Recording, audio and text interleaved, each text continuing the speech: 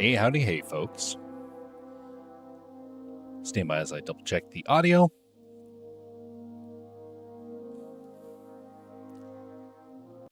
Check the other audio.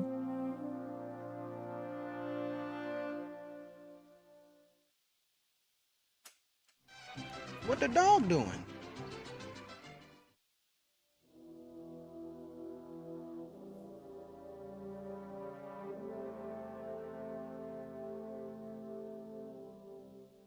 Okay, it's all operational. Okay, so we are going to be continuing we're going to be coming to the end of our Fortnite streams. It's not the last one that's ever going to be done, but it's the last scheduled one. Up until now, there's basically been a Fortnite stream at the end of the week, either on Friday or on Saturday. We're going to bring that to an end. And there's some other changes that are going to happen as well. It's going to be... there's good reason for this. I've been thinking about it for quite a while now. And just saying something weird's going on. There we go. I've been thinking about this for a while now. And I kept putting it off because there was still interest in this game. That has since changed. The interest is very, very small. And so thus, I need to start to focus on what I'm good at. I am not good at gaming. Actually, I'm a very highly competitive gamer. I get very engaged into competition. So I'm going to be so for me to do it casually is actually the only ways I can really enjoy it. So I can't play it competitively, which is what a lot of people would probably prefer. And also wouldn't really be beneficial. I'm trying to focus on art, animation, and storytelling. That doesn't really get improved upon when I play this game. So, thus, we're going to be bringing it to an end. Again, it won't be the final stream, but it will be but it's going to be the last scheduled stream. The amount of times that we do it from here on out is going to be very little. The game's changed a lot. There's a lot of great additions they've done to it, but a lot of the fun aspects of it are starting to fade. And the people I used to do it with aren't really doing it anymore these days. So that's also a factor that I kind of like, probably isn't necessary to try and keep up with that. And with the amount of time it takes for downloading, that alone made me want to stop playing the game years ago. And now it'll just be official. So if people still want to see this game, it's still going to be around. Just be sure to mention, if it's something you're interested in. Otherwise, I'll focus on what I'm good at, which is mostly solo things. There's a lot of things I did in the past. A lot of games, a lot of discussion streams, a lot of dialogues, dual streams. And now it's pretty much just can't get through there. Still an invisible wall of some kind. But I've gotten to the point where now primarily my skill set is art, animation, and storytelling. I'm glad. But it also means that I need to make that shift, finally. I thought about doing this last year. Actually, I thought about doing it before then. But the projects that I was working on never actually quite materialized in the way that I was wanting. So I just let it kind of slide.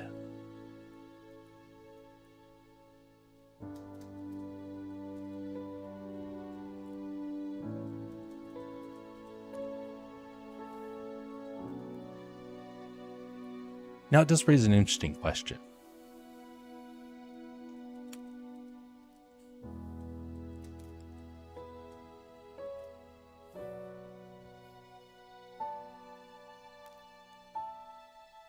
Stay with me just a second.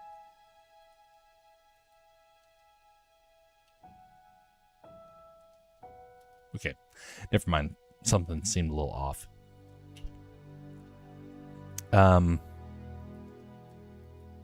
There is something off. Okay, never mind.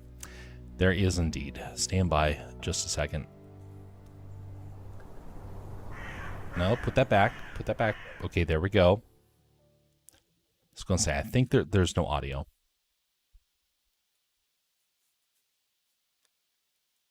Okay.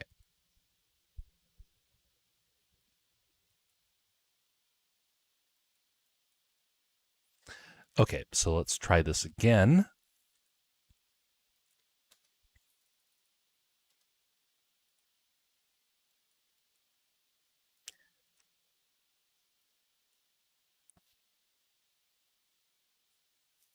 Aha. Still nothing.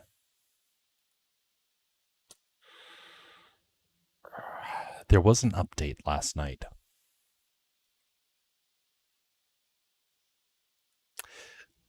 There was an update. Okay. That's what's going on. So that means I have to come over here and I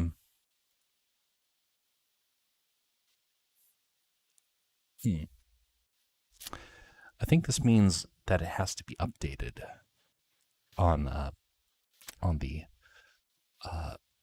video card side, but I can't remember. Well, it's not going to be too big of an issue just because, well, you know, it's not going to be that long of a stream for this.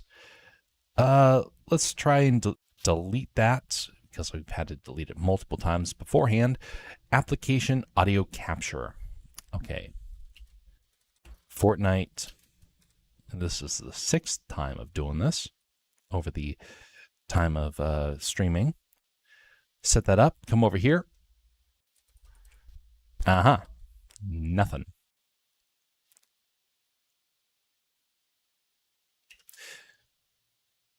Mm-hmm.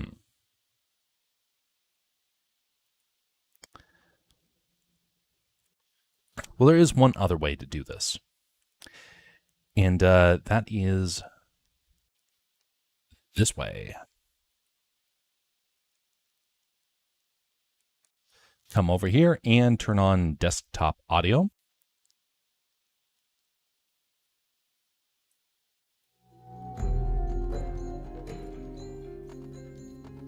All right, so there's going to be a little bit of audio duplication there.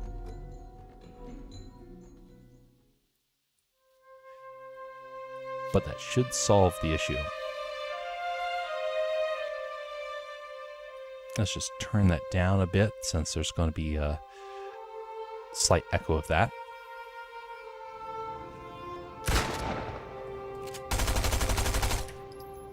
All right, come back over here. You'll hear an echo of that.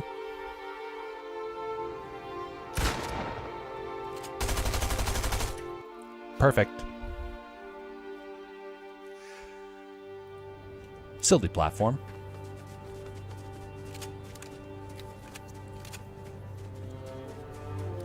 But the times are changing, and the world's about ready to get very chaotic. Well, it already has been. And this last week, it's been a tough one for a great many people.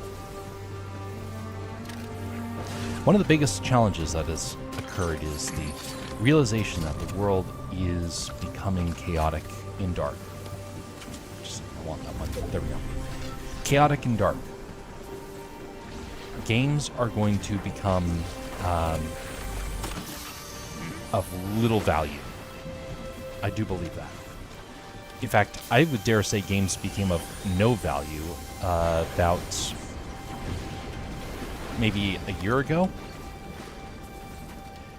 I'm going to be joining the club on that sense. What's more, streaming is about ready to lose a whole lot of relevance. At least casual streams. Why? The world's getting very dangerous. The world's getting very chaotic. And the world is also starting to realize that there are things that are far more valuable and important. I want to try and find a way to do things that are more important, more valuable, and more relevant to the times and the needs of people. As such, we're going to be shifting away from and be going into some more important, deeper subjects. We've already had deep discussions around here, but there's some other things that we can start to go into. It's part of the growing up process. There are a lot of people in this world who have spent their entire lives basically being children. And I want to try and help find ways to give people the tools and resources to be able to mature and take on the challenges of this new world in a much more effective manner.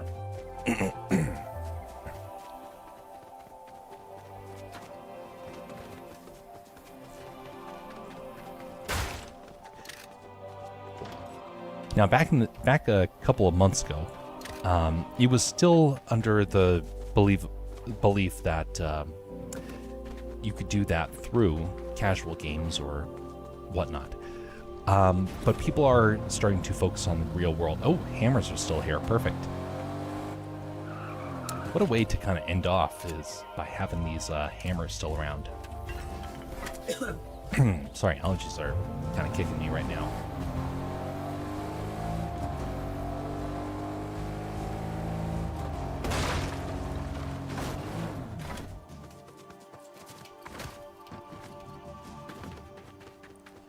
I kind of wonder what some people's focus, though, is going to be for the coming changes that are happening to our culture. It's taken a lot of people by surprise. I was fully aware of where things were kind of going up a long time ago, but things, I know a lot of people where this has been a shell shock of an experience for this year.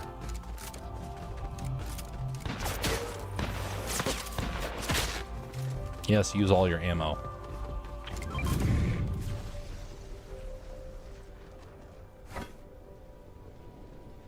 Do it. Do it. Shoot now. Oh, shoot me. Right now. Right now. Oh. Oh, ho, ho, ho.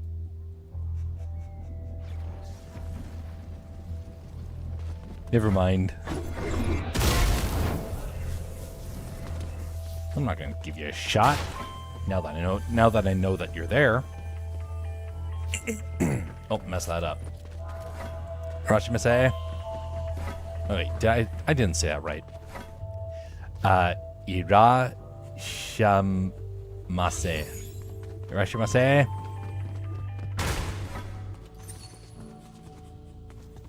I would love to do something that was focused on the Japanese language for these streams, but I am not very good at speaking Japanese, and my knowledge of the words is very limited, and we don't have any Japanese viewers anymore. Yes, we did have a couple for a time, but that has since changed. I thought you were going to be around there.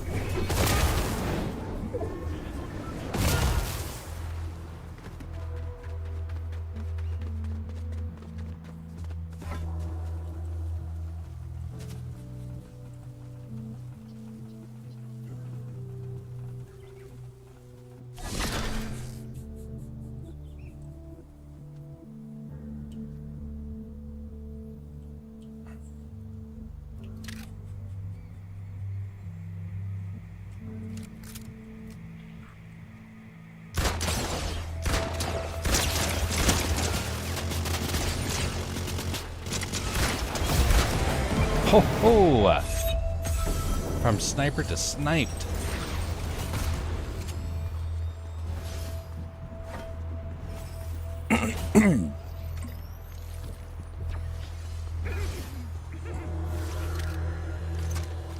I'll take that.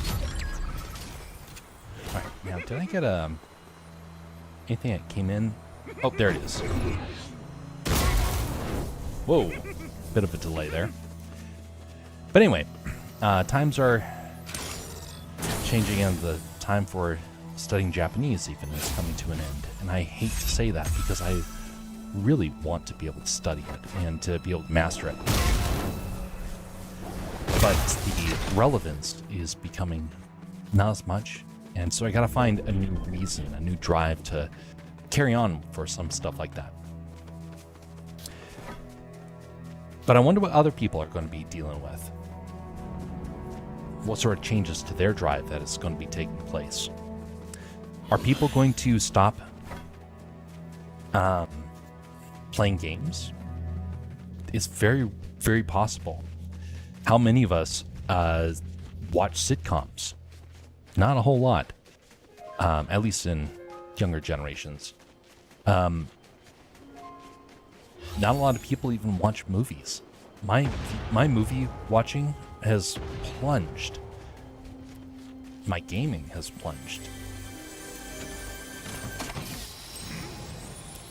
So times are going to change, and people's focuses are going to change too. Things never last forever. And this next generation, I think, is going to be far more engaged in the real world. And that's a good thing. I want to try and get involved with that. I tried to get involved with the online space, and now this has kind of been a hit and a miss at times. Sometimes it works, most of the time it's just kind of ho-hum. Oh, there we go.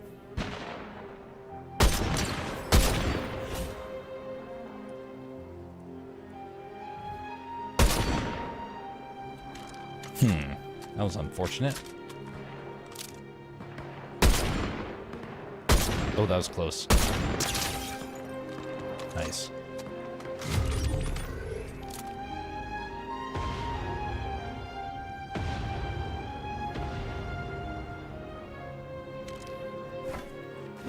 Time to follow.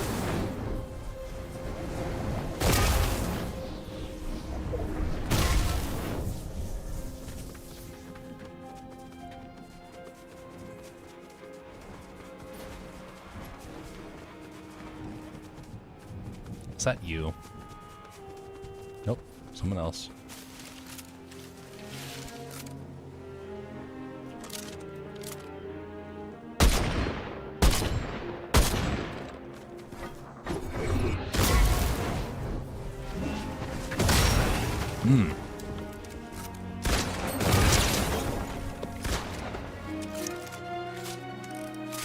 Close.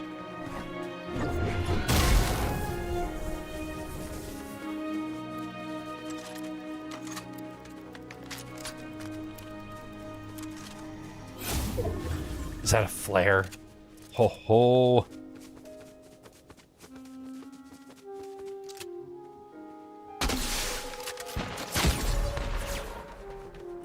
This doesn't burn anymore, does it?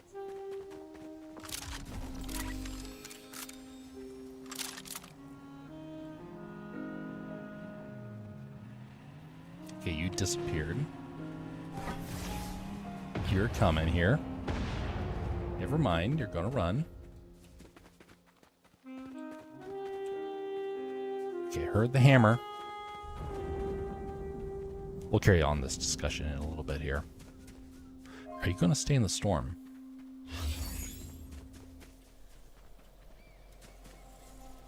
Or did you bounce past me and I just didn't know it? I'll have to assume that is indeed the case.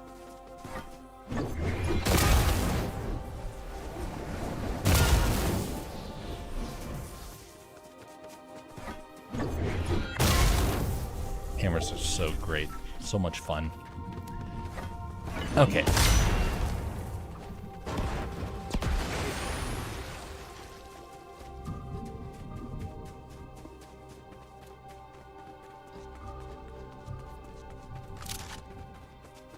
But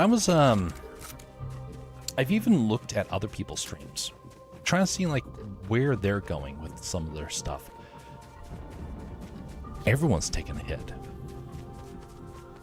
And I think that's a good thing. I think that is a good thing. Because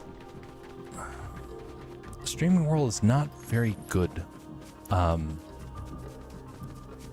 for action. It's good for ideas, good for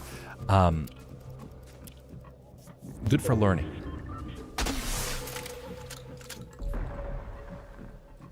But I wouldn't say that's necessarily good to stay in this area. And there's a lot of people that are starting to try and get started in a career field with this stuff. I have not been trying to do a career with this. It was always an experiment.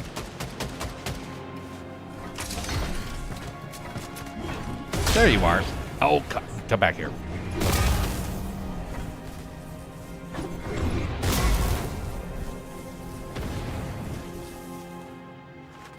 That's unfortunate. Got away.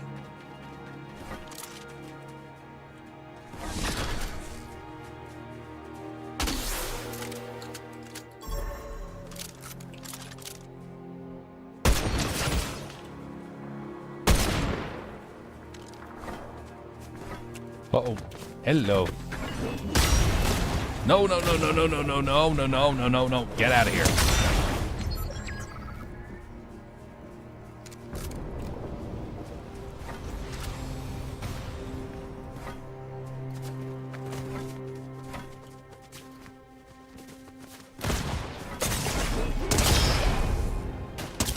Oh, no.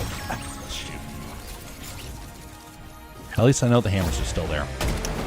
Greetings there, Bastion. How you doing?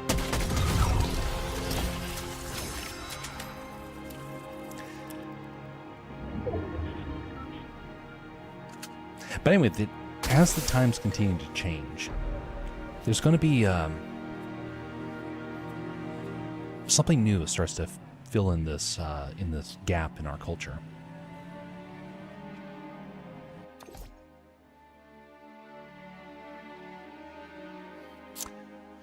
And I think I know what it might be. Unfortunately, it's not something I can try and impact up here in Alaska.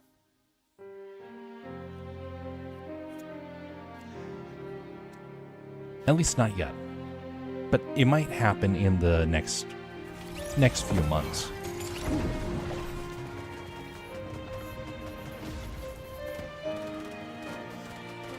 Sorry, allergies are, again, are getting to me.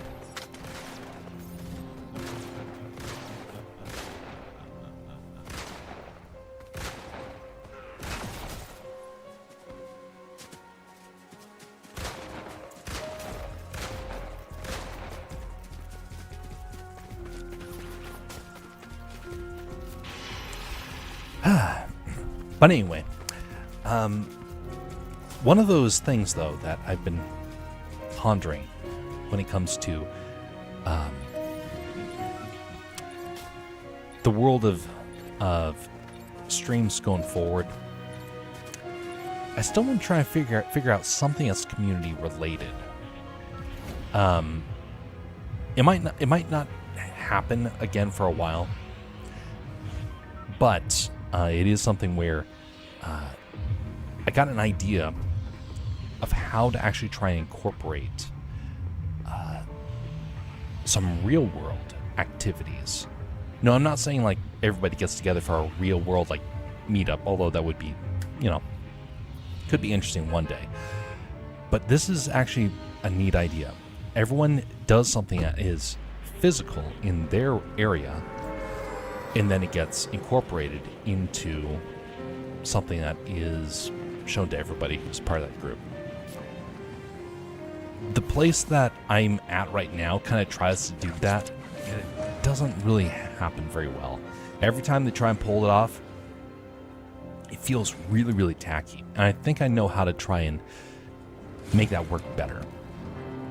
Join the next match? Sounds good.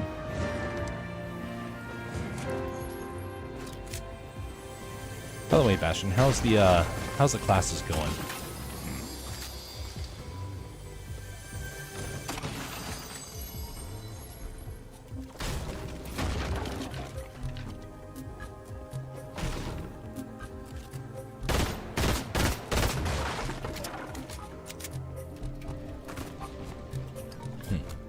I don't like that pistol. Swap that out.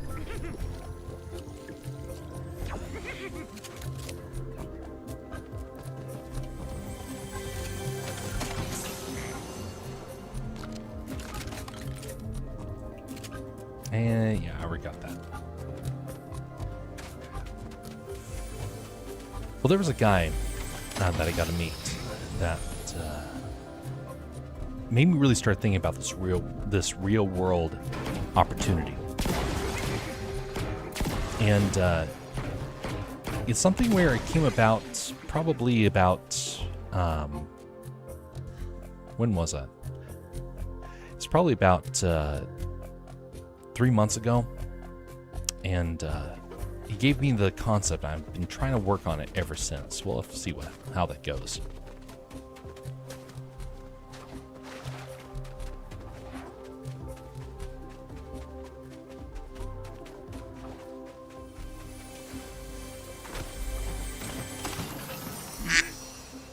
Greetings there, Bastion.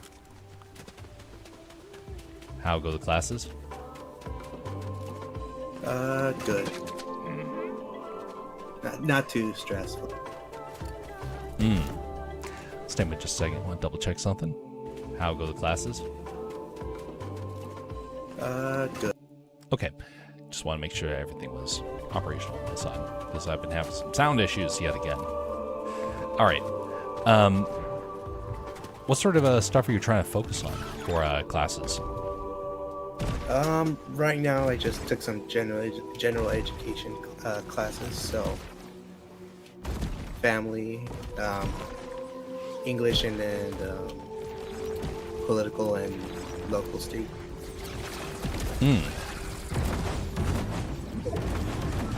Those sorts of classes were the bane of my existence when I was at college. I did very poor at them. Yeah, they've made it a bit easier. It's just completing science now. It's any classes. But I guess we will be talking about what was that place that just lost its government because they turned Nepal? off, or they banned Nepal? Yes, That they should be banned interesting. social media. Yeah. Nepal is... So, I don't know if you're aware of this, but Nepal actually became a communist government a while back. And it's been in a pretty bad position ever since. They're not like a true communist country, but they're a variation of it. So I'm not really surprised by that. And then they elected someone on a Discord poll. All right, folks, we're gonna elect the new leader of our country. Get on your Discord app. Yeah, I think they're gonna hold official elections next year. Oh my, that'd be something.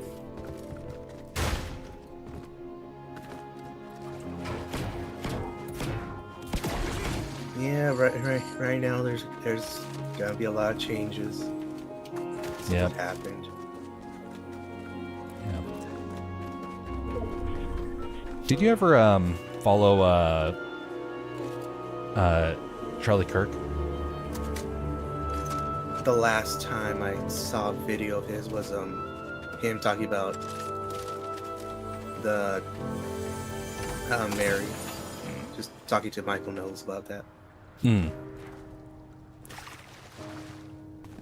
Sure is going to change a lot of campuses here moving forward. Yeah. I can tell locally, people don't really know what to make of it one way or the other. But geopolitically, man, I'm shocked to see all the things across the entire globe just kind of coming out. Oh, there you are, buddy.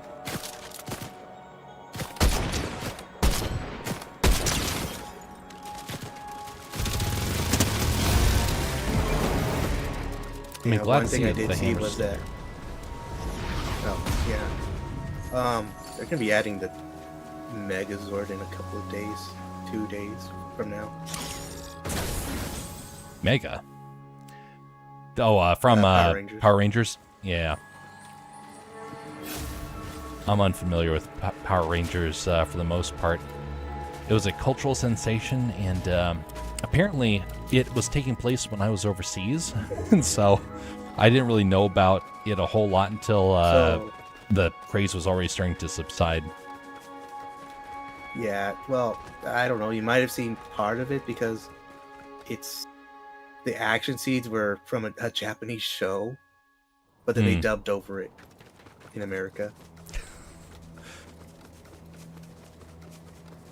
Yeah, didn't they do like all the action sequences were from Japan, but all the ones where they had the mask taken off, it was them in their, it was the American actors.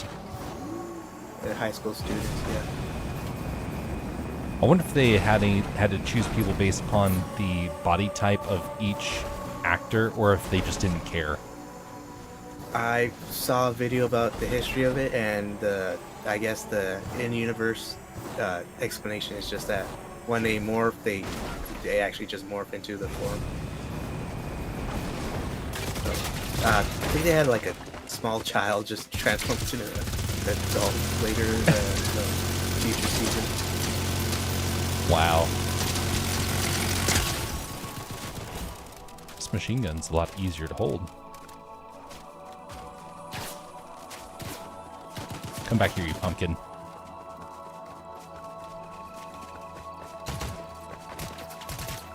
I know you're a bot. Do it. Do it. Do it. Stupid bot. Wow, that's ridiculous.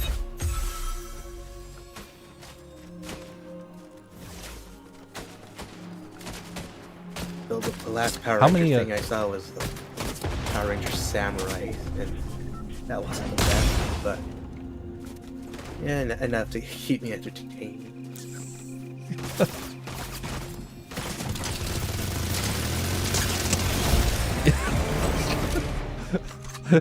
Hell for it.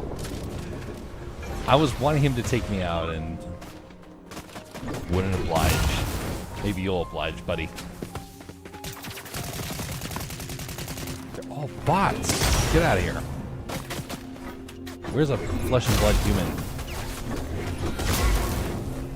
Oh, I think they might all be playing Blitz right now because if you play the Chaos mode of it right now, if you win, you can get a free skin on the 24th.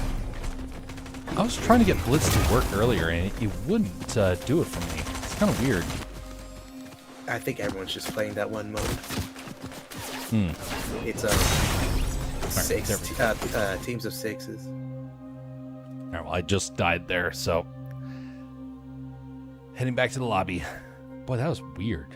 It's like all the bots had a hammer, but they couldn't shoot you with their guns point blank range. Weird.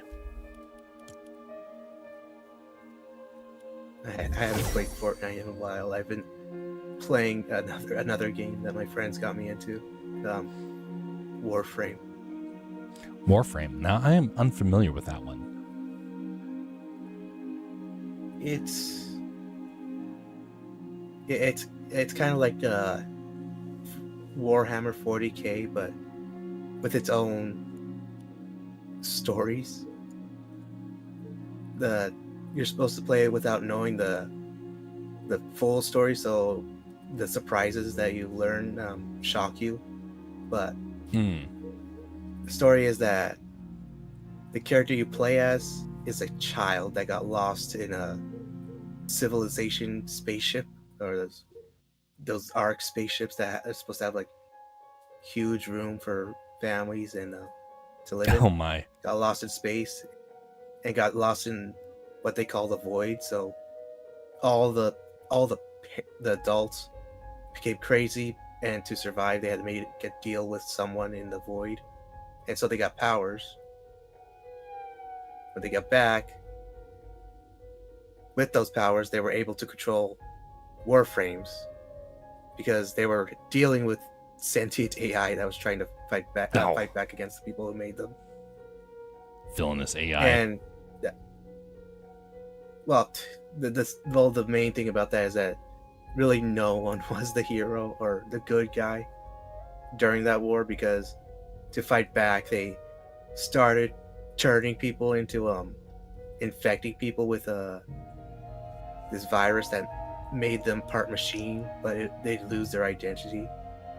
So those were the warframes. Oh my! The first ones kept some of the who they were and killed the people that were making them. And they really couldn't find a solution until they found the children, and they found out that they could connect with the warframes and essentially use them to fight the AI. After they won, it's pretty brutal. Yeah, it is a bit gory, but it is about like no one really is the good guy, but you're still out there doing good things. That's pretty brutal good things there.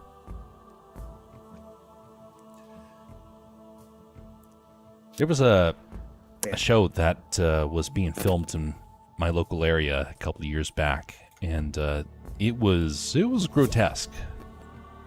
Well, just put it this way, that here we go. Press ready. There we go.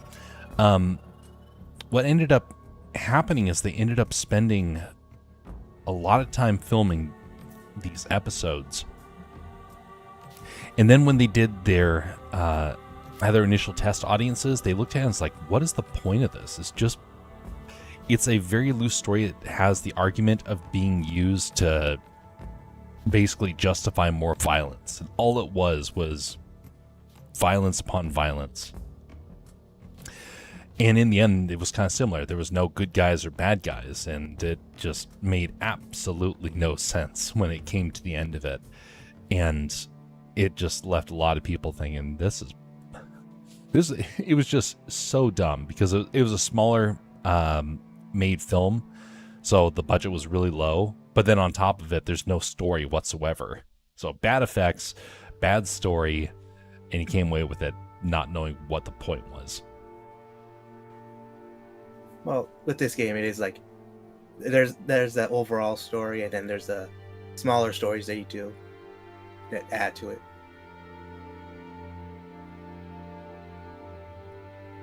And then there's the whole marketplace where you actually trade items with people.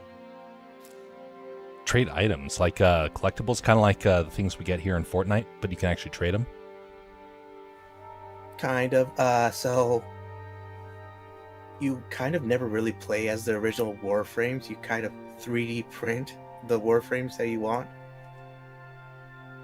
and then you can play as them.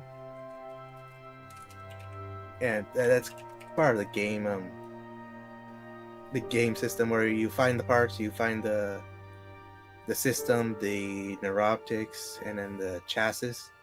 You get all three of them. You make them first, which takes about 12 hours for each one. Then you can make the Warframe. And now I remember this game. Oh yeah, we actually used to raid somebody who did this game. I just pulled up the imagery, and I wondered why they look so weird. Now that you mentioned the story, this makes sense.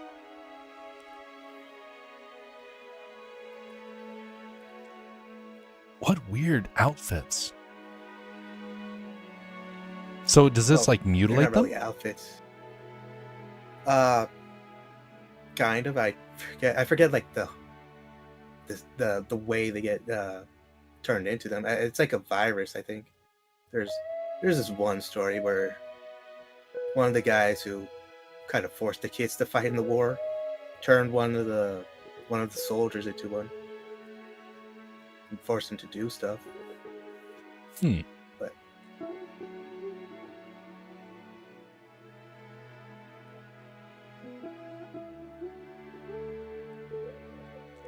So you never really play as the Huh. people that got turned into them. You just you just 3D print them. 3D printing. That's interesting. Yeah, definitely heard of the game. Definitely seen it a little bit, but didn't know a whole lot of people that played it. So the is it like boy, it's taking a long time to find a server here. It's like you fight waves of enemies. Oh, okay. So it's kind of like Fortnite when you're trying to defend from all the zombies or whatnot, or the monsters. Yes, and then there's objectives to it. So one could be just defense mission, you protecting one thing. A spy mission where you have to collect data without being found. That is one other thing. It's that Warframes are called. They're like called cyborg ninjas because you could play the game as sneakily as you can, but the most common way of playing is just going in with your shiny new gun and just blasting everything. Nice and shiny. Wow, almost 5 minutes for it to find a server. This is haven't had this problem in a while. I wonder if it's my end. I've been having internet problems for a while. I think my family accidentally splashed some water on my Xbox without telling me.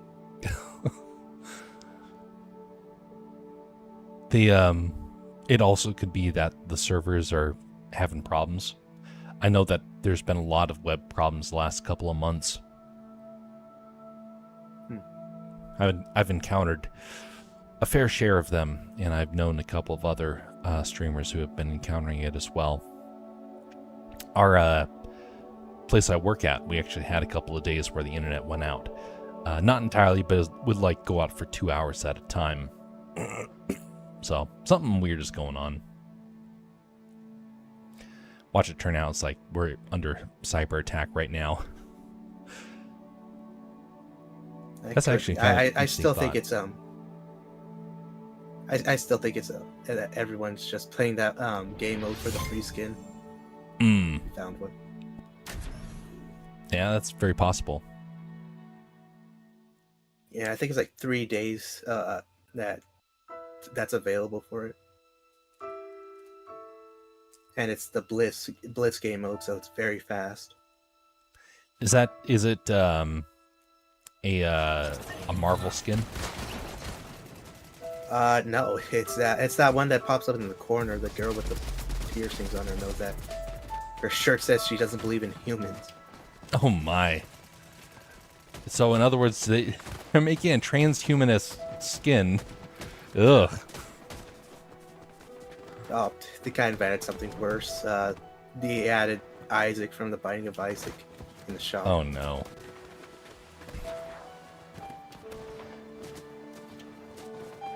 It's somewhat inoffensive. It's just Isaac. I don't know a whole lot about The Binding of Isaac. All I know is like some of the a couple of loose things here and there about it because of because of the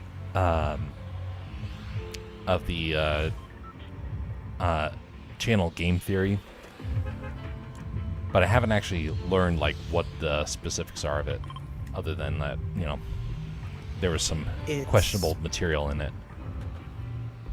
The story is very questionable, but it's popular because the gameplay is very fun. I used to play it a lot because of the gameplay. My computer will overheat because of it. Oh no. But essentially, it involves divorced parents and a lot of biblical imagery. Yeah, that sounds like a good fun time. Or not. It's like a very story about terrible stuff that's behind all the poop jokes in it. Hmm. That's ugh. I wonder how games like that become popular to begin with. Is it just because people are like feel low and they get they find some sort of camaraderie in it? I think it is just because the gameplay is pretty good. Hmm. Because it's a roguelike, so you go in and you can make game-breaking combinations. Hmm. So it's very, you can play it over and over again without getting bored.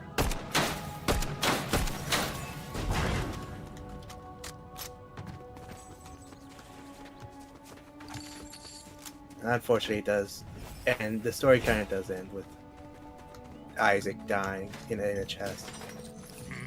Oh no. That's the whole plot twist that they have.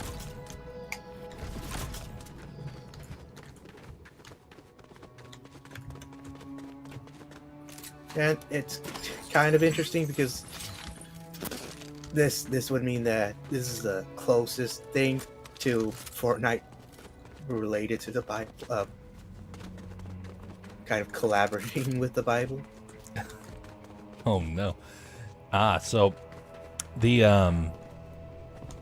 yes, the that would definitely make sense then. For the Blitz area, is that still on a 1 week cycle? Does it get updated once a week? Yes, right now they changed the whole map to the Stark locations from previous seasons. Hmm. So people are just running around now with the flight boots and the Stark rifle. And the War Machine's gauntlet and jetpack.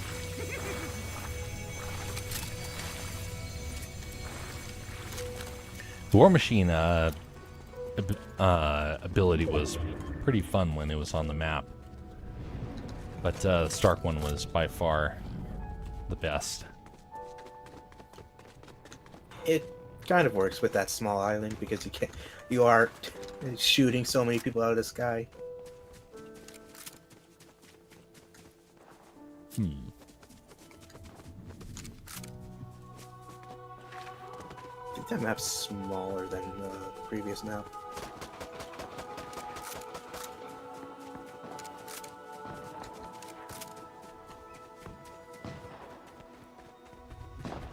I like that they've kept Mos Eisley's here. Although I do know a couple people have been a little frustrated that there's still a Star Wars area on the map. Yeah, I'm frustrated that it could have been a lot.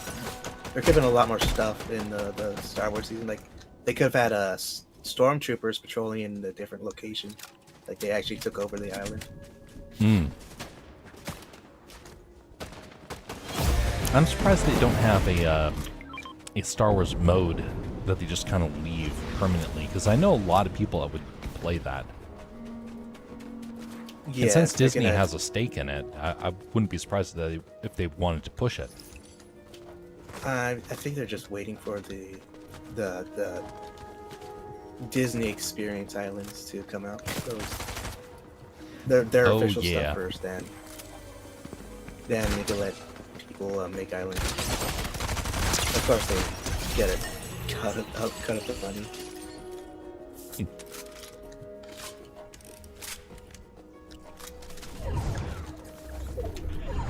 All right, Storm's here. Oh, and stopped. Huzzah!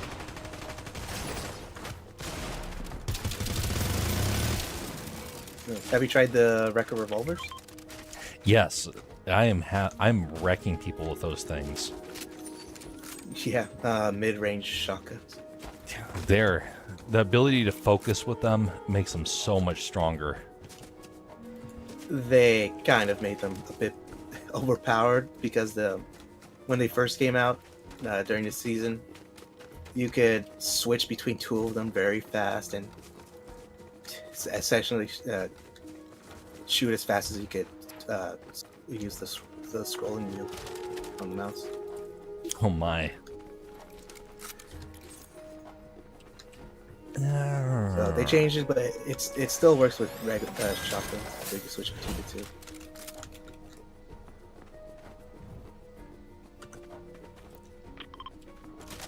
This guy's happy. Who's happy? Oh. The robot in the bug spray box. Let's just sit in all the bug poison. It's like, good, nothing living will ever touch me again. I'm going to be so toxic. For me, it just cuts to a 2D image. Oh. Oh, there's choppers too. Forgot about that. Oh, this recharges them. Nice. Oh, these little pads, yes.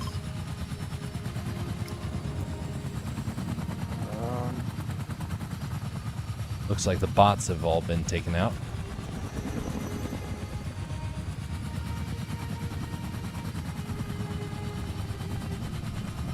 Right, they also added Kaisen to the shop, which never watched him. Added what to the shop? Kaisenet skin. That streamer.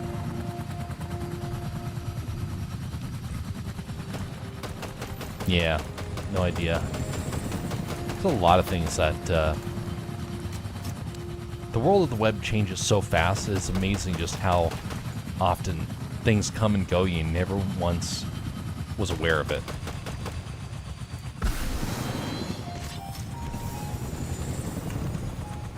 Right, buddy, you think you're coming out of there? I don't think so.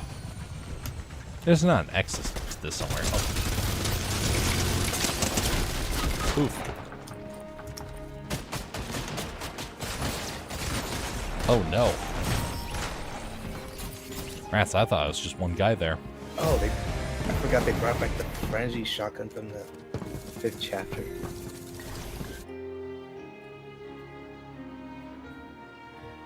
By the way, folks, if you're watching on one of the channels where on one of the streaming platforms where you have the ability to like or dislike, would you consider doing so? By the way, to the folks on the Twitch side, just be forewarned, we are going to be closing the Twitch side down starting next week. So be sure to transition your channel points over if you would like. We're going to be bringing that back here very soon. I was going to activate it for this stream, but I completely spaced on it because there's other things I was trying to manage and I forgot. I'm smarter than the average bear. Greetings, Joe Joe is smarter Biden. than the average bear. Greetings and thanks for the follow. Unfortunately, we are going to be shutting down the Twitch side within a week, so hopefully you get your channel points worth while you can. We will be on the YouTube and Rumble side moving forward, so enjoy it while you can.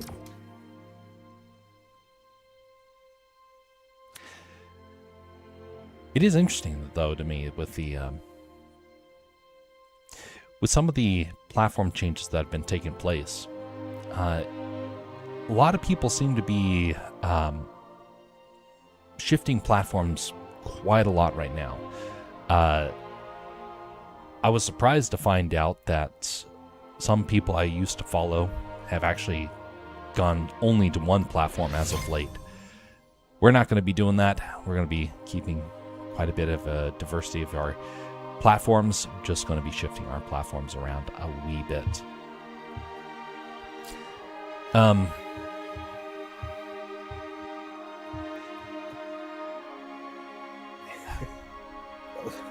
Like DMing me about bees dancing. Oh my goodness.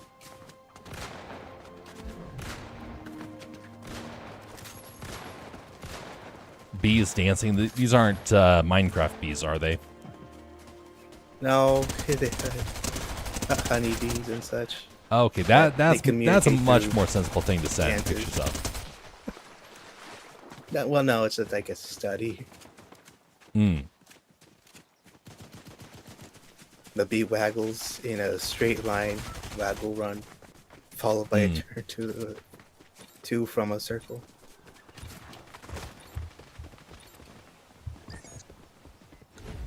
You should respond with, "What's the buzz about?" She. Last I heard of her, she needs some sleep. And she came very into the tired. chat to say they danced to communicate with all caps. So I'm not going to scream because that would be more appropriate to what she just wrote there. But my neighbors will not approve of it. And then says, "I'm so tired. Poor Light. She's all buzzed out. Well, rest well, Light. Recover and harass Bastion with more bee videos." Oh, wait, no, that's probably not what I should be doing. Probably not.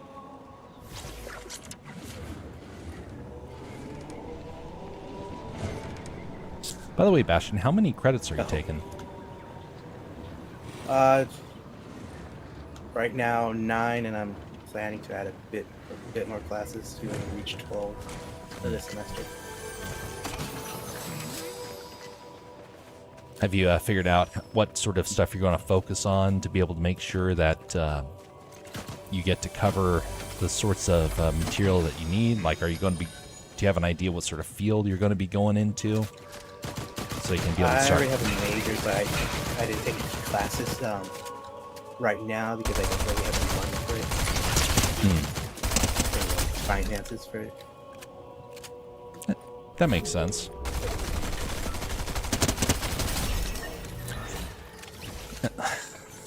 Sorry, yes, sir. It says Light. Good night to you too.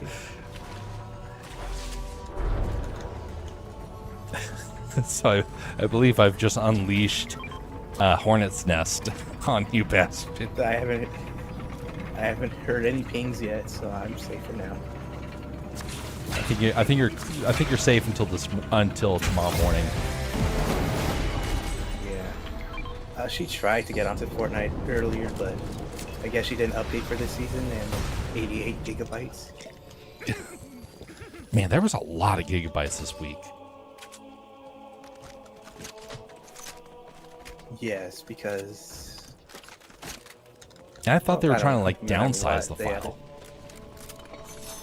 They still haven't done the thing, the option to only download what game mode you were gonna play.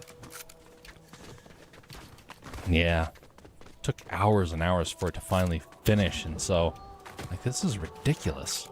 Can't my computer was seized up for most of yesterday just to try and get that all squared away. Well, right now my Xbox right now just only has Fortnite and the Warframe game, so it has space to spare.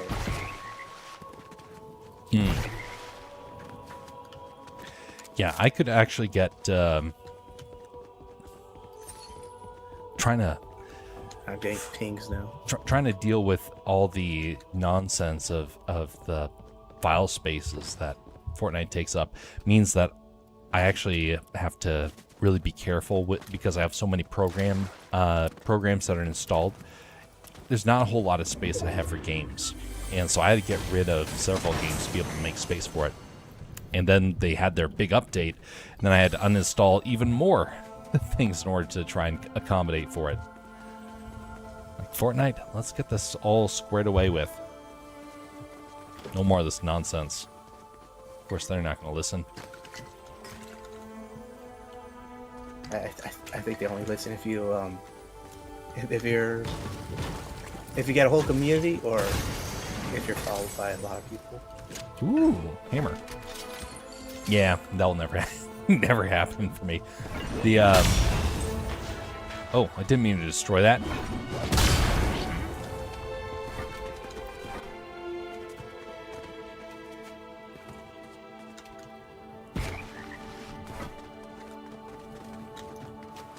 Someone's nearby.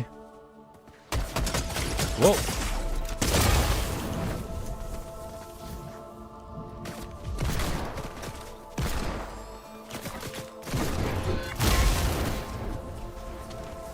Here, catch Bastion.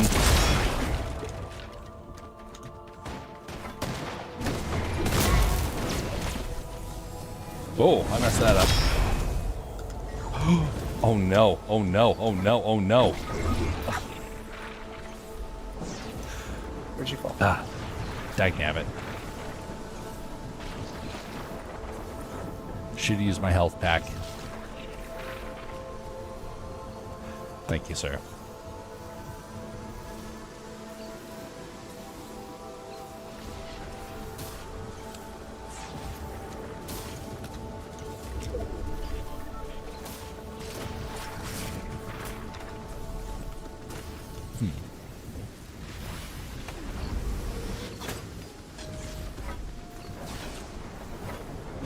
Oh, we got a ways to go here.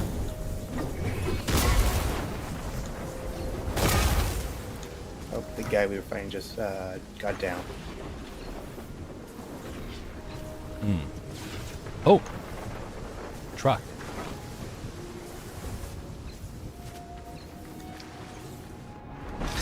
There's health packs around here. Here's one for you. I'm going to grab the smaller packs right over here.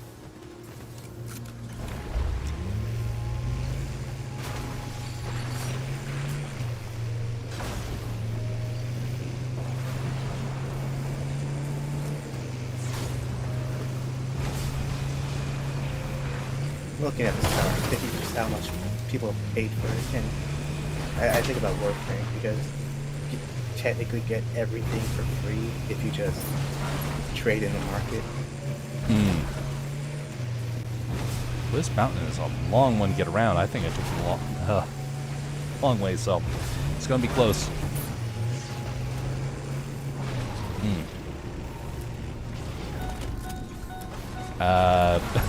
Whoopsies. Almost there. No, that's The good. storm's moving again. Well, at least we got a vehicle. Hey, helicopter. Swapping this one around. After I heal myself I'll here. look for health first. Oh, yeah, moving first. The storm. Some health up there. I should be fine.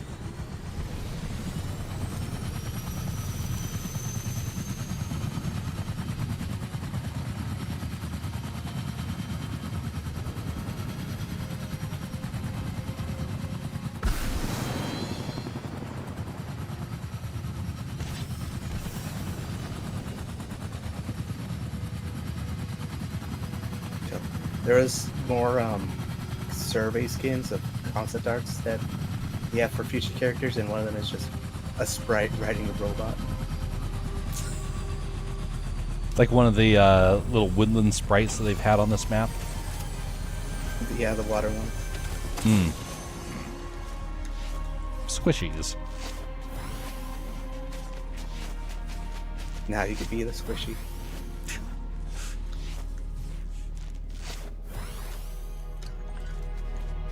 There's a lot of characters that I'm glad that they've added in, just because, you know, there's a lot of folks that do enjoy them, and there's some, like all those horde monster skins, that I'm like, you know, I'm glad that they don't have more of those. So, I guess now they're on a schedule, Fortnite, and it's Oh, thank you. So now they're gonna have mini seasons during this during future chapters. First mini season of this one was Star Wars. So the next one, which is gonna be the November season, like the OG seasons, but this time people think it's gonna be the Simpsons theme. Simpsons? Oh no.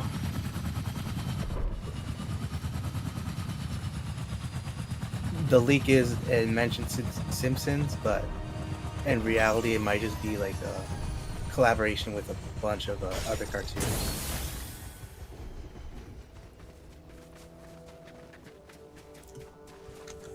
Simpsons are one of those things I can never get into. I saw a little bit and I was like, I think I prefer things like Phineas and Ferb. When I went to Universal, there was a lot of people that were big fans of The Simpsons, but I just could not get into it.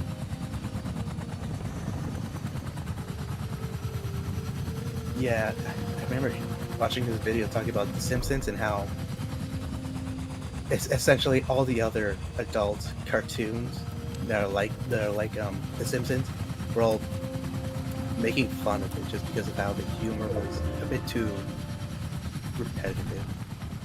Mm-hmm. When I worked at the TV station, our station master was always mocking people who watched it because he understood how the industry worked. And there's actually a pretty strange sort of culture behind it. Oh, nice. And it is not one that I think, well, it's not one that really lends itself to good quality content. It's mostly about trying to do things that shock people. Uh-oh. Strike, we should move. That's not good.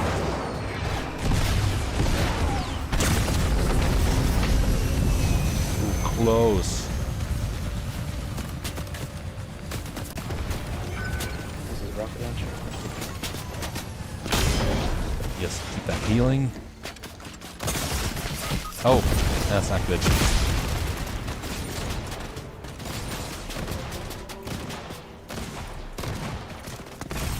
Oof.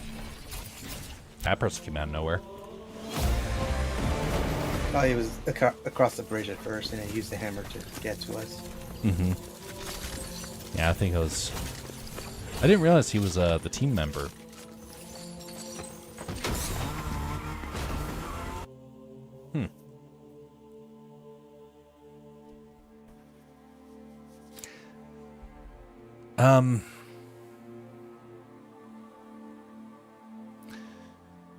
Alrighty.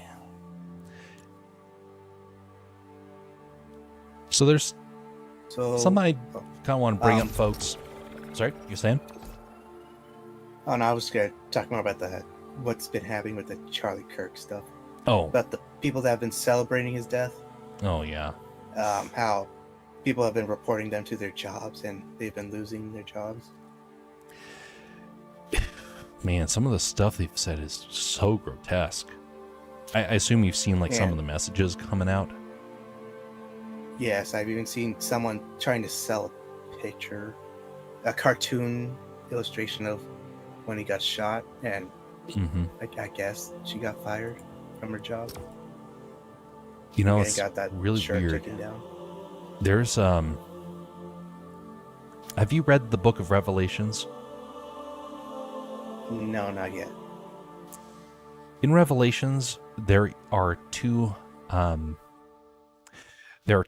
prophets that appear, and not saying that Charlie Kirk was one of them, because that you can't say that one way or the other, and they're technically supposed to appear over in Israel. So, but there's some interesting parallels. When these two prophets appear, they are announcing that the end has come and that everyone needs to repent. People can't stand them. They hate these prophets, and the whole world is angry at them. And then someone comes out and kills them, and their bodies laid in the streets. Well, will lay in the streets for 3 days. And during that time frame, people across the entire world will celebrate and will give each other gifts during that time frame, just to show how wicked the world will become. When I saw what was going around for Charlie Kirk, that was the thing that popped into my mind, is that this is kind of like a sign of what the end times are going to be like, that wickedness will continue to grow and people will start to rejoice in suffering. That was the thing that just troubled me so much. It's like, wow, I used to think, why would somebody celebrate like that? Now, it makes sense.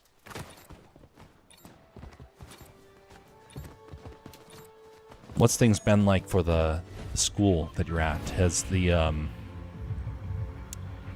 have people really been talking about it much, or have everyone just been really quiet about it? The only one that's been talking about it was my political teacher, and he says he leans more to the left, but center.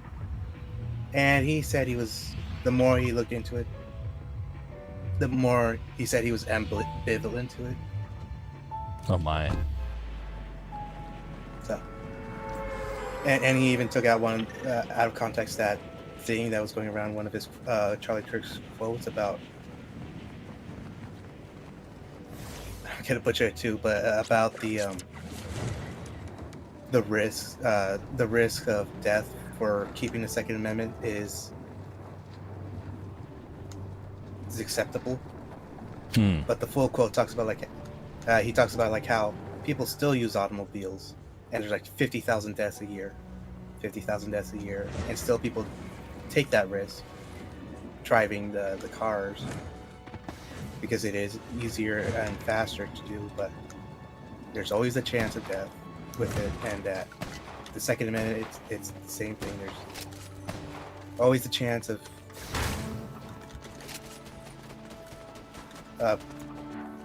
someone using it for bad stuff, like what happened. Yeah. And people are also talking about like what he said right before he got shot about shootings, mass shootings, and how he was clarifying the question where, well, if you take out like gang shooting, and then that's about when he got shot. So the people who have been making fun of it or cheering on have been using that as a excuse. It's amazing how much things have changed in just the last few years. Because if that had happened, like I remember when I was going to college, and people said, "What if something like this were to transpire?" And everyone was like, "Oh, that will never happen." And now, like if you were to ask people back then, they would have said that was oh golly. They would have said it was as fictitious as talking about a fairy tale. That it has absolutely no proof that could ever happen. Well, another thing that kind of adds to it is that it was right before 9/11. Another tragedy.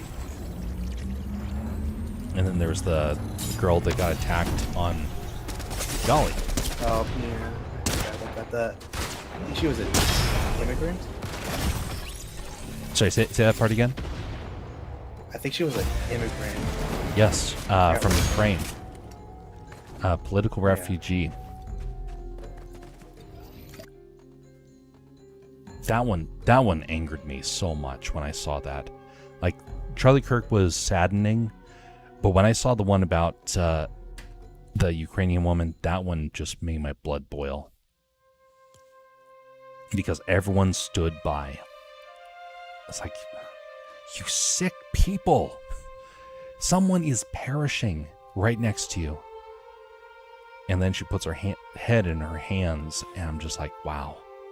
Imagine the coldness of your spirit to look at that and say, nah, it's not my problem. That's why I lost a lot of hope that our culture could rebound. But then Charlie Kirk passed, and suddenly my hope was lifted again. Just because of how people have responded. But man, we're heading towards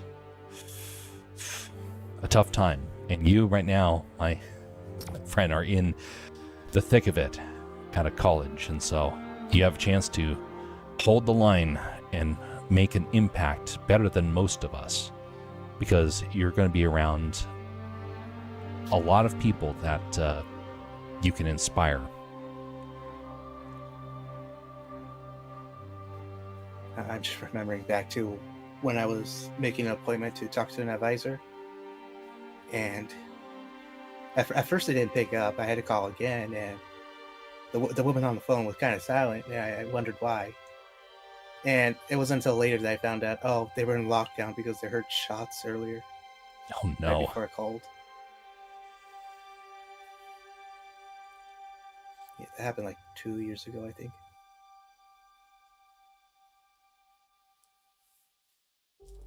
I remember when the world started to turn was well, the world turned when September 11th happened.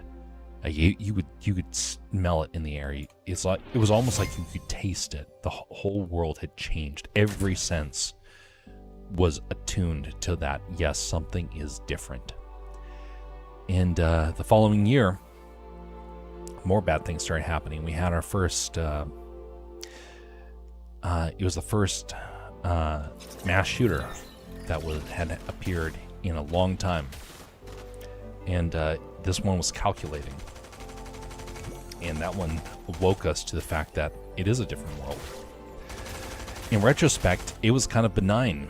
And not to say that the violence was benign, but the fact is that the amount of violence back then was nil. And now, it's like you can't turn on the news without seeing something new about violence here, violence there. And it was unheard of. It was national news when one violent act happened. And now it's now all regional. It's like, oh, what city's been gunned down today? Really unfortunate. I forget which city it is, but there's this tracker of casualties, like not deaths, but like it keeps track of people who have been shot and the numbers of it. And I think like a month or two ago, they had their first weekend where no one was shot or had died. Oh yeah, that was actually DC. I saw that in the news. It was the first time that they did not have an attack. Like, look at this is great. Wait a minute.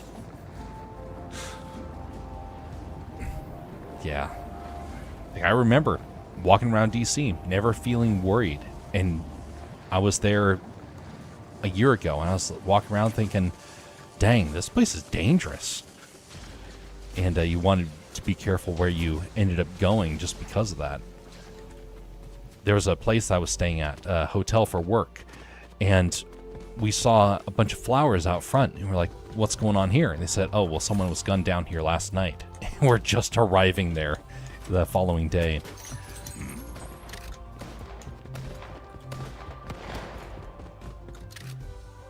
Someone's coming up behind you. Yeah, it's a bot.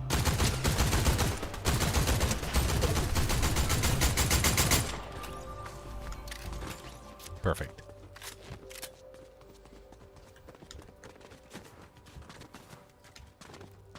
Yeah. He is, his death is definitely gonna inspire a lot of people. That it will. I know a lot of people that were very kind of, I would say they were cold to things that mattered. And I hate to have to put it that way, but it really was true. People that were like, I want to be able to stay engaged with this or that. I want to focus on things that matter, but other people will take care of that. And nowadays, after just the last 48 hours, 72 hours, people are like, dang, we can't do this anymore. And it's been great to see people wake up like that. It was really encouraging. And I'm sure that Charlie Kirk would be very encouraged too. Now, I'm sure he would have also preferred that this not be the outcome, but sometimes things are meant to happen this way, and we don't quite know why, except that there is a purpose for it, and we have to be willing to realize that it's going to still work out for good one way or the other.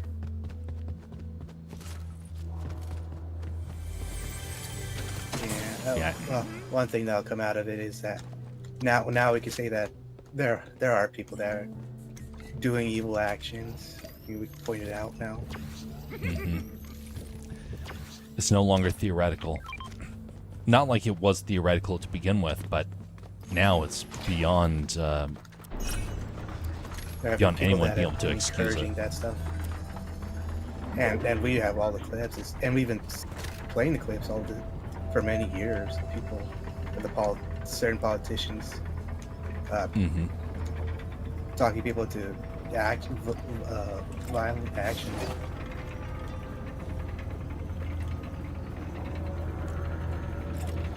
I had an argument with somebody when I was in college. This was in the year 2008.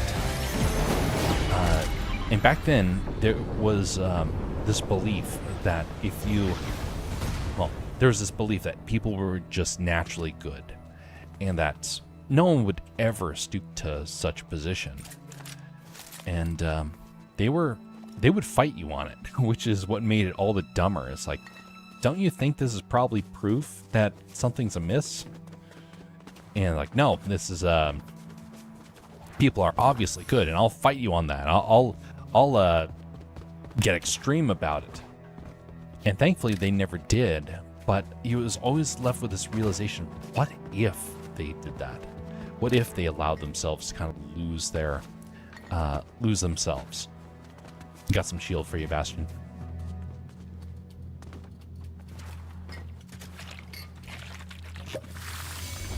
Crushing soda. But I'm glad that people are not just ignoring it, because it'd be very easy right now to do just like what people have done for the last couple of years. Just ignore it and say, you know what, we'll wait for the news cycle to change, and we'll just move on. But that's not what's happening. It's just ratcheting up.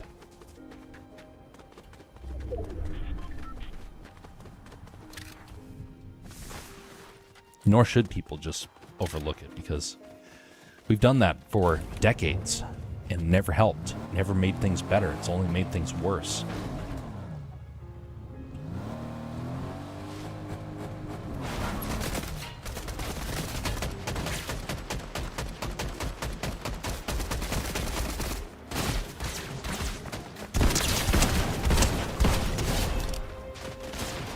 These might be bots.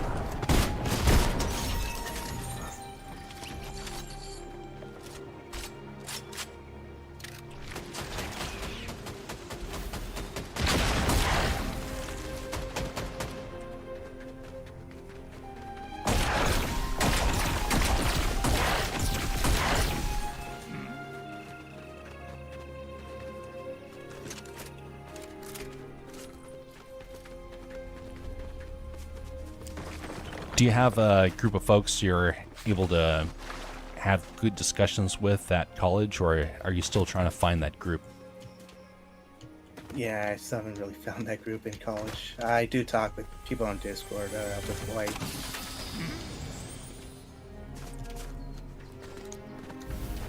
Is that something where you're staying on campus, or are you just traveling, or are you living with family right now? With family. It's a 20-minute drive to campus. Yeah, you save money that way. Not the worst. Yeah. Yeah. I stayed on campus, and it was quite spendy. And in retrospect, it was great for being able to learn and very quickly just, be able to just go right back and have that community. But at the same time, it caused quite a few problems for a lot of other folks. These bugs are hard to control. I saw the cafeteria that they have, or the food court, and a lot of it is empty.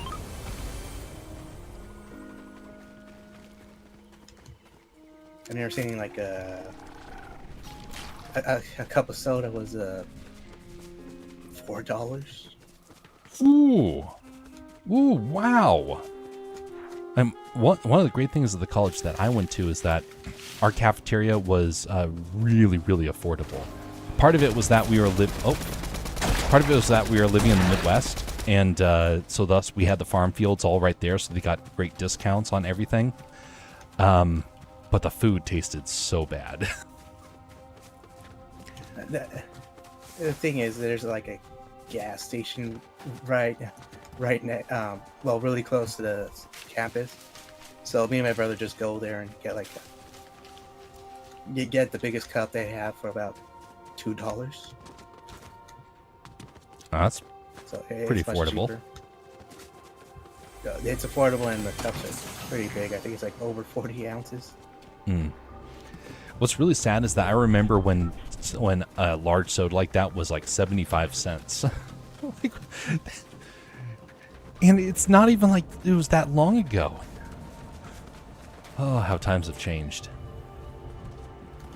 Yeah, like $1.17 if I bring back the cup. Oh, there he is. He's running. Disregard.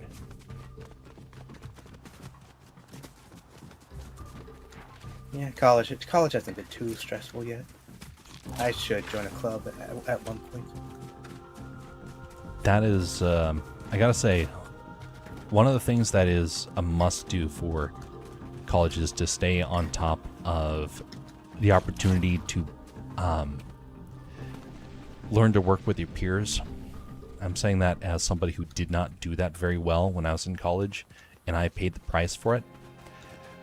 You don't want to be like too engaged in the sense of that where you are blinded because of the friendships that you have, and then maybe like you start going down a path that you shouldn't. That can very easily happen. Like a certain dorm at my college. Yes, if you're watching from Cedarville University, you all know what I'm talking about. A certain dorm that allowed for drugs to start to permeate, and they just overlooked the whole ordeal. Ooh, hammer. Swap out this bug thing with that. Well, one thing is I live next to the border, so that might be something that's happening at my college, and I wouldn't know.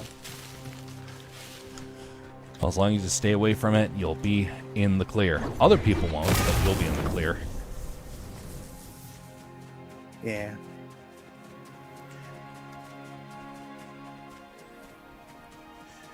There's a lot of folks that I had some pretty deep discussions with, and when I was at college, and some of them really did not turn out very well when it was all said and done. A lot of things where people were making some really, really bad life choices. It wasn't like there was anything you could do to try and help them. You try and encourage them to do better, but they would just so many things that just messed up. Legendary bug blaster. One of them said that he was asked about protecting the innocent, and he took a very extreme no, I wouldn't stance. And he said it as if he was loving and kind in saying that. And everyone was just like, you're sick.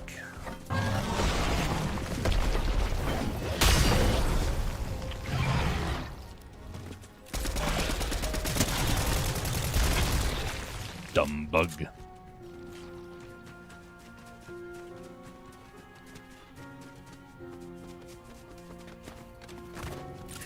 It is interesting, though. The one thing that I was warned about, though, when I went to college, I was told that don't expect to actually keep the friends that you make at college. And I thought, why? Why would we not have the friendships endure? Well, since then, I know why. You're there for a time, and then you move on. And you can try and stay in touch with folks. It doesn't really happen. And the few that you do stay in touch with usually are the people you least likely expect to stay in touch with. All the people that I thought, oh, we're good friends, every one of them didn't actually happen. It is kind of ironic how that transpired.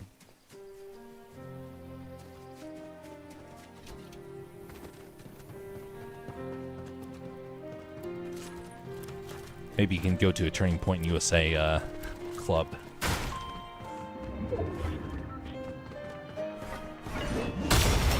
If they have that club, I don't think they're advertising it right now. Yeah, I wouldn't be surprised. I don't know that. I know that my local college suddenly came out and said they have a Turning Point USA group, and I had no idea.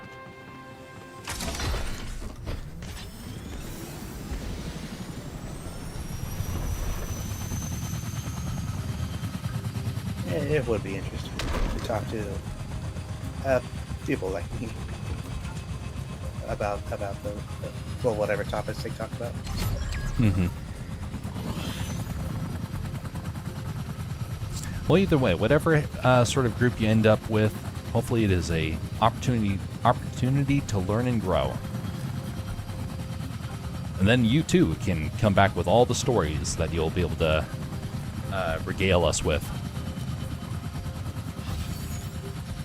I remember my first day over there on campus. A lot of mothers taking classes. Really? Yeah, and I think there's a husband and wife there with their kids. Also there, I think that both of them were taking classes. That I would assume.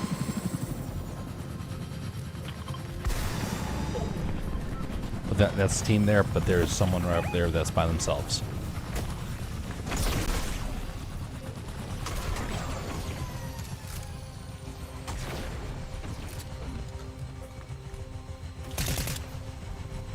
Oh, that guy's got a hammer. That's really tempting to go after now.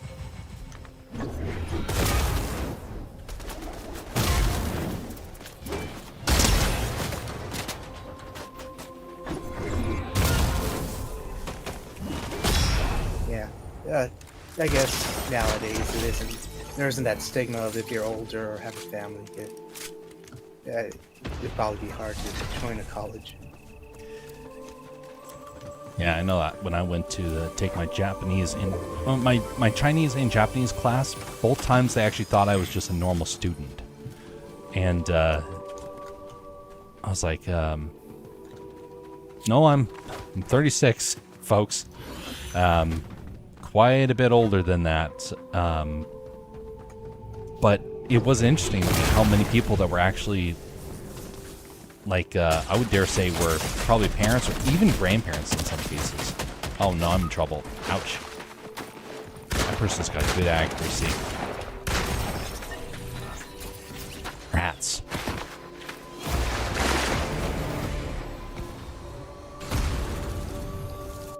That did not go as well as I would have expected. Definitely my family class has the two oldest students I've seen. There's a mother in her 30s and then an older gentleman in his 50s.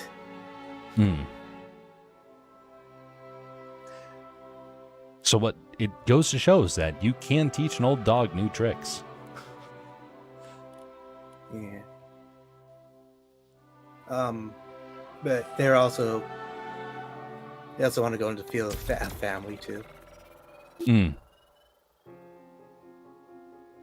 Indeed.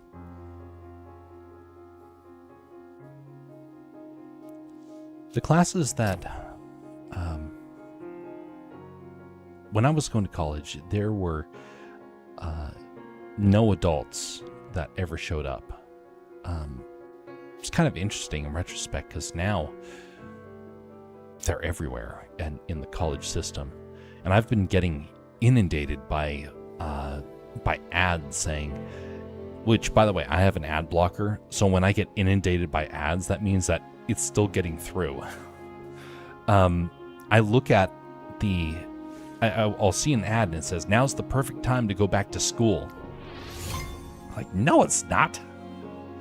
I don't want to spend extra money. I'm trying to save up for a house. That would be stupid for me to try and do. especially when I can't use it. Right now, my best class is YouTube.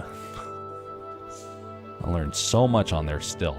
And actually, everything I'm doing in my work right now, I learned from YouTube. I didn't learn one thing from a class. Only stuff I learned were things that I use for my hobbies, which is kind of funny how that happens. Yeah, the classes feel like just make sure that you're learning from this book or these set of videos and then testing you on it. Well, as long as you don't use the AI, you'll be in the clear. No, I had to use the AI for my English class. What? But it was talking about like the pros and cons about it. It was like, oh gosh, what was Phantom sources was one of them where they just make up their own sources at times. Oh my goodness. Yeah, and we were given a wow. prompt of how these lawyers use ChatGPT or another AI source, and they would have phantom sources. Oh yeah, I saw that. It caused the area to make a law against the AI in the court. Something to that effect, yeah. I'm not surprised. Golly. There's some folks that it dumbfounds me, the amount that they use with the AI. And a lot of things, like, folks, this is common knowledge. You don't need this machine to tell you common knowledge.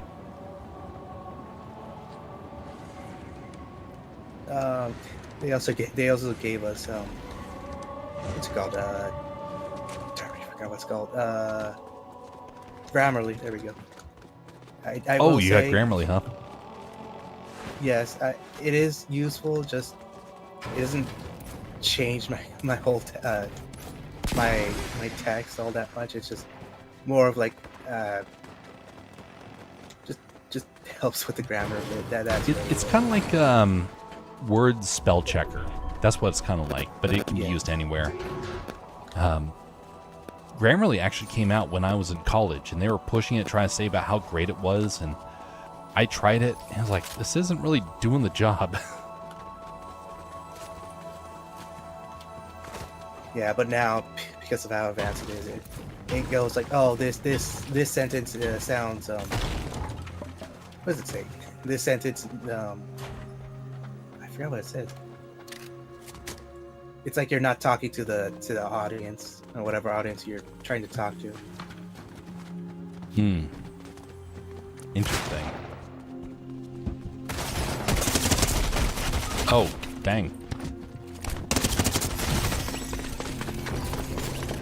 Oof, I'm not doing very well. Oh! Wow. I'll go for one more. That's an interesting back bling there. I think that's from an anime.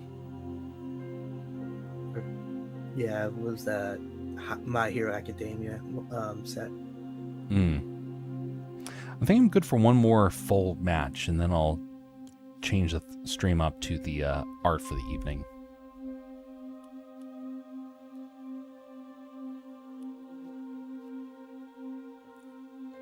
One of the things, though, that I will say is really good about college is that you get a chance to practice an idea and not have the pressure of an employer breathing down your neck. And you also don't have the fear of financial ruin to experiment. A lot of the ideas that I'm pursuing right now were actually formed in college, and they become kind of goals for you. So it's good to be able to dream and plan, and also to realize that a lot of those dreams may take a while to finally be achieved. I do have this one idea that I do kind of want to do, but judging from some people in my classes, well, I say that, especially the family class. I'd wonder if I'd ever work with them on this idea.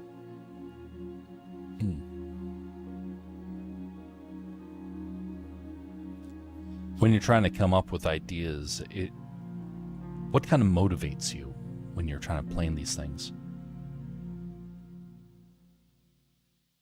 I guess at first the fun of it, just thinking of all the things I can do if I do accomplish my goals. Another thing is, more recently, I guess, God and what He'd want me to do with that if I find success in it. That's something that not a lot of people think about, and that's good you're able to recognize that. Yes. Yeah, because I did think about the people in my family class, because my idea does involve like family stuff, family matters, and what their take would be.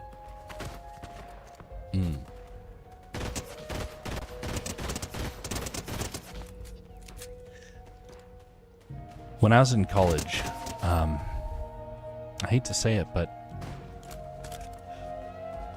anything that was family related was considered bad.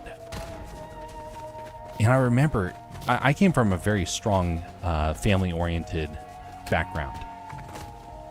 And to hear the ridicule that they did to anybody that actually even was thinking about family, period, it was mind-numbing to me. I went back and had to tell my parents, I was like, these people hate families. And this was a Christian college, too. How can you people be so cold, so heartless? And we choose the last location for us here. Just at the start of the map here. But I noticed with these people, they were just... it makes total sense now because it was the transformation of the woke mind virus. And it was starting to grow.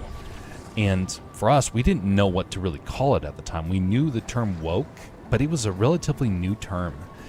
And so when I was in my second semester, the teacher went around the room and asked everyone what they wanted to do. The number of people that mentioned that they wanted, even if it was like part of the endeavor that they wanted family, the professor would proceed to shame them and ridicule them and say how terrible they were for wanting to do stuff like that, how they were not living up to potential. I was like, what an evil professor. And I thought it was a one and done. Nope. That happened like 3 or 4 times over my 5 years of being in college. I still am baffled at the madness that they're pushing. But now everyone knows about it and people are aware. We had no idea what we were dealing with when it first started to arrive. Hopefully the mindset has changed in the college world. But if it's some of them, I can definitely say if not, others are starting to wake up, thankfully.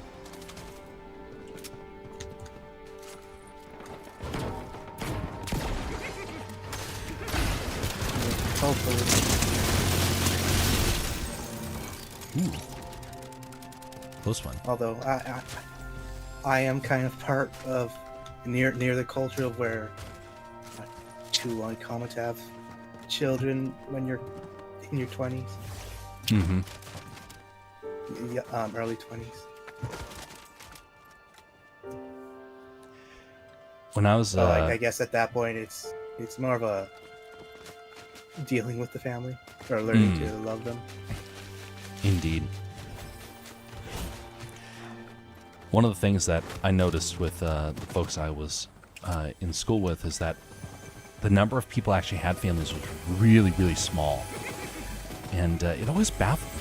It's like, why is this not coming? And we actually even had our school president that came out and said, hey, just so you know, we're kind of wondering why more of you kids aren't getting married right now. And, well, it was pretty obvious to those of us who were there. We're like, no, duh, your professors are demonizing it. And even he was doing it. He just wasn't acknowledging it. And when someone did have a kid, they got ridiculed, shamed, and it just continued to leave a bad taste in everyone's mouth. Like, this is weird.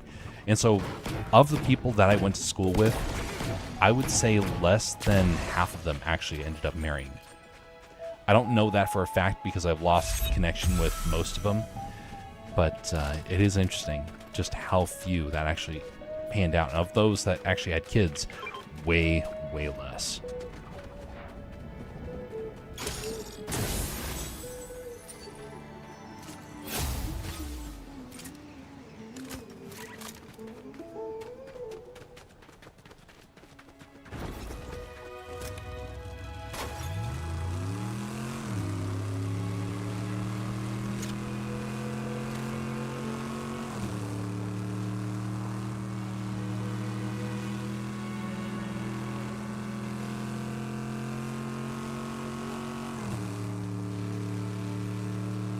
Among your peers, have other students really been mentioning about the sort of things that they want to try and do as careers?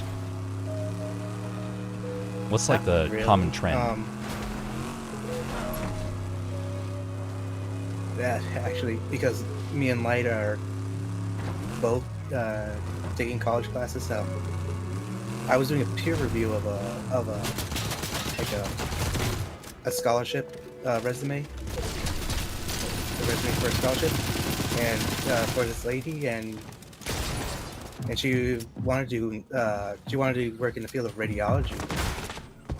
And what was interesting was that Light, when she was talking to another student, she also mentioned radiology. That was a funny coincidence. People want to learn that.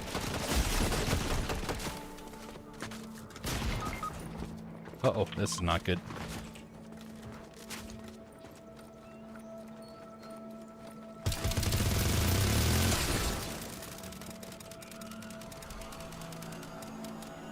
Alright, got another team coming in. Do you have health? Yeah. Other than that lady, it was I have a health pack. Okay. Yeah, the only other people that have talked about what they want to do in the future is just people in the family and in my family class, and yeah, they also want to do stuff for the family.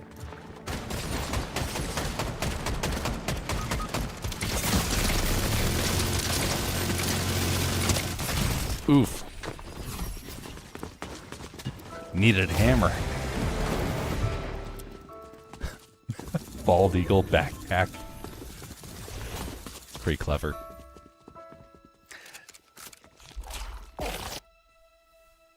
I think the name of the eagle is just called Eagly. That's a sophisticated name there, Fortnite. Well, should have just called it Baldy. The character is played by John Cena. His name is John Eagly. No, the actor of Peacemaker, the guy who has the backbling, is John Cena.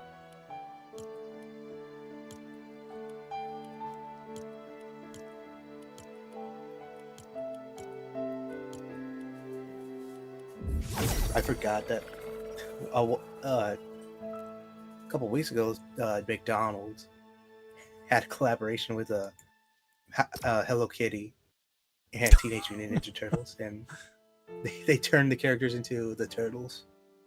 I was dumbfounded to realize how much money Hello Kitty has made. Like, I knew it was a lot, but it's like like in the top 2 most successful franchises of all time. That baffled me. I just know the kid, Hello Kitty. Anyone else I don't know. Indeed. When John Cena gets scared, says North Carolina native, do they call him John C. Ghost? Very clever there, North Carolina native. Where's that drum roll when I need it? Still gotta put that rim shot drum roll into the Silverado radio. Well, we could just have Light sitting next to her drum set, and we could push a button that drops a piece of cheese for her, and she can do the drum. The little snare. Yep, there we go. There we go.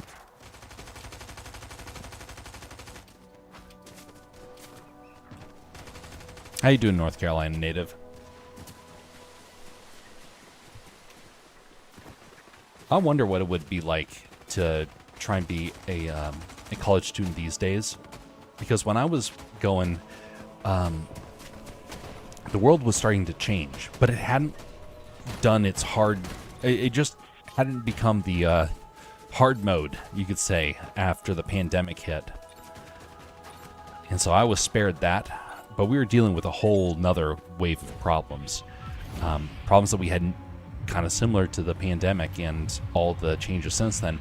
We had no idea how to navigate. It's kind of weird. There's no like handoff of strategies. Like I can't tell you, oh, do this when you're at college, do that when you're at college, focus on this class, because everything has changed so much year after year.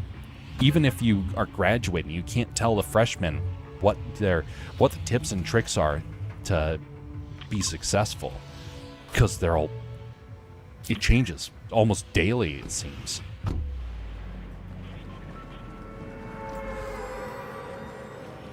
Yeah, I wonder if, especially with online, you could just start a business, and if it becomes very popular overnight, I just wonder how certain students will react. Mm-hmm. North Carolina native says, doing well, thanks. Just stopping by to leave a like. Much appreciated. If you're heading to bed, then have a pleasant evening. Thanks for stopping by all the same.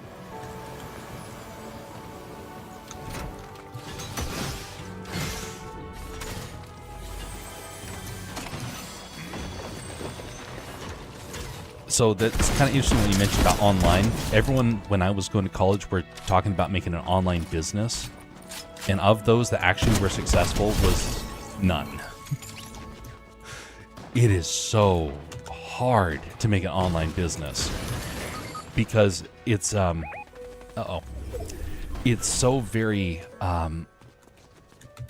reliant right now on whether or not a big tech platform approves of it. And no one really knew that was happening when they were getting started. So they said, hey, I'm going to make this website. And it failed over and over again. Like if you wanted to make a social media site, good luck. You need Google to approve it.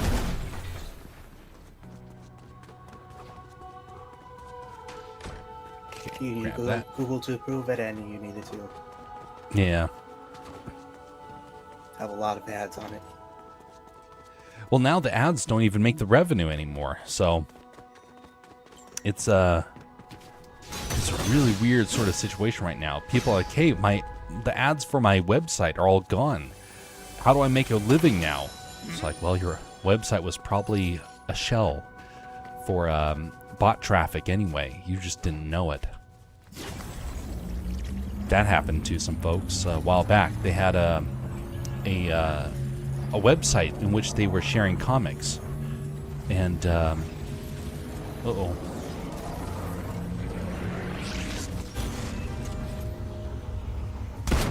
that's Godzilla. Get out of here.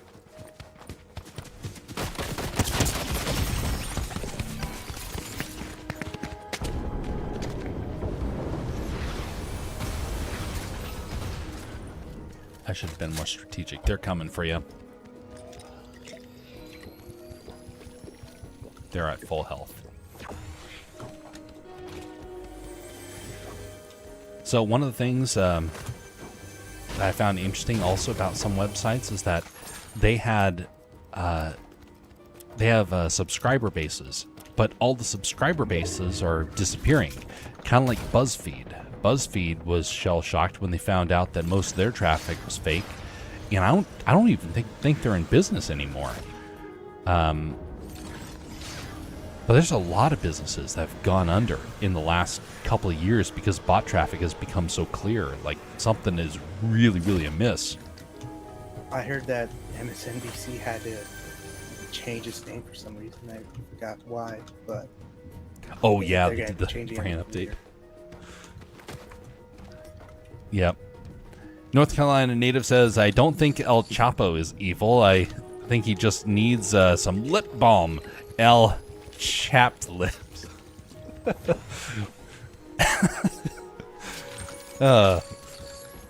Yeah, be sure to give him a nice big dose of salve to his lips, and I'm sure it'll stop chapping. I just realized I could just buy your card. I forgot that was the thing. Oh, yeah, that's right. You can do that these days. $500 for a card. How much? 500 gold. Wow, that's like nothing. Too bad I can't give you gold. Because I collect so much of it, I never use it. So. I think, but you could get a lot of gold from the other modes. Hmm.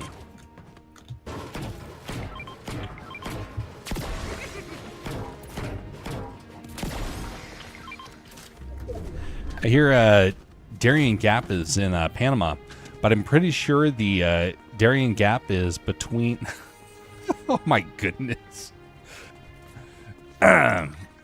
Civility there, North Carolina native.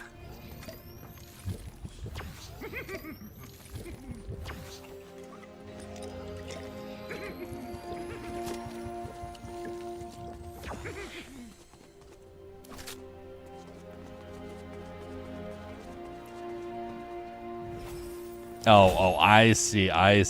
Yeah, okay. Yeah, I get the spelling gimmick there.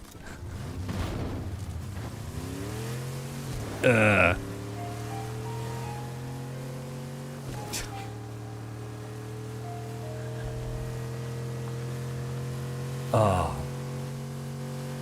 You know, that's actually reminds me, when I was in college, there were a lot of people that had some really clever jokes, and we had a competition in which we had there was a talent competition that took place. So this is funny, but it wasn't funny for the person that did it. So it was originally supposed to be just any sort of skills that you had. But most people relied on jokes or music. So, talent contest. Here's a small prize. A couple dozen students participated, and we went to go and show support for folks. And in the after the majority of the students were already finished, up comes this woman.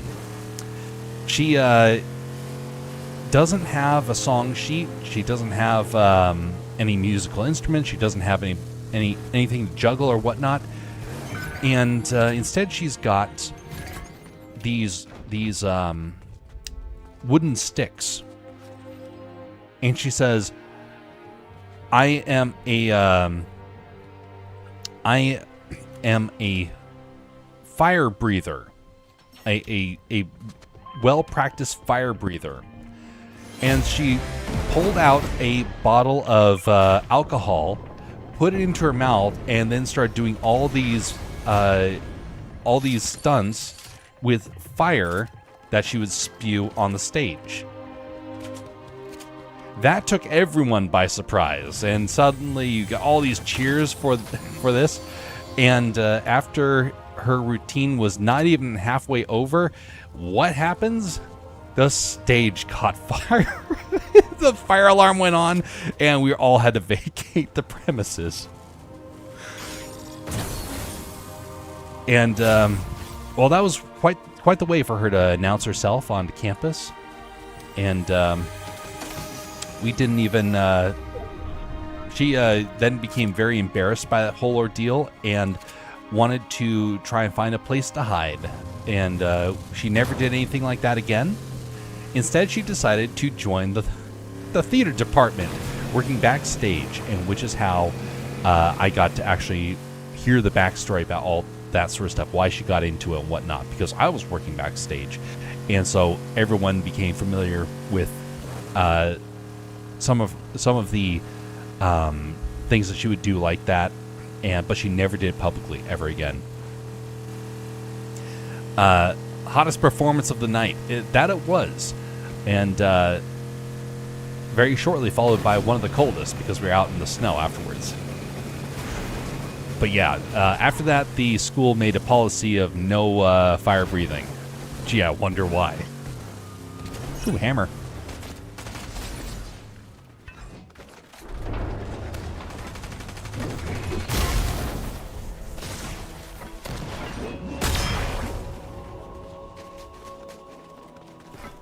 Talk. Where's your friend?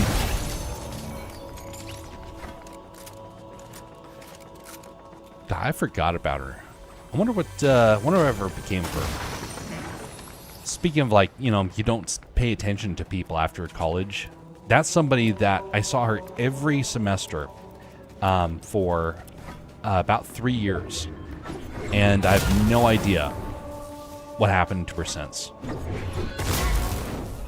I can't even remember her name, which is really weird because I've gotten actually pretty good at remembering people's names, because I will remember the first and last name. If I don't get a first and last name, I will forget your name very, very quickly.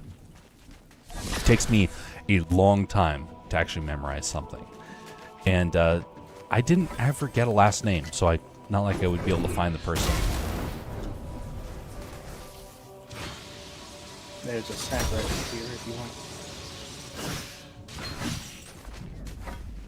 There's a what? A sniper rifle. Ooh, a sniper rifle. Perfect. Let's pop that one out. There we go. Wonderful.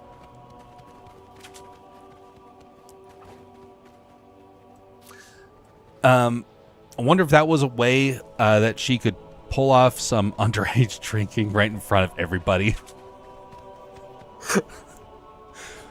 My name is easy to remember. It's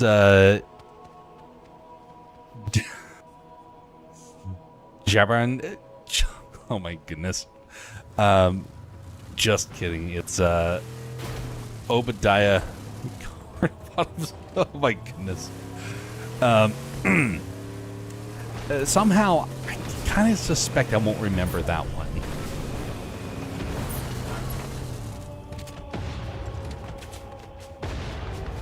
Three teams down there.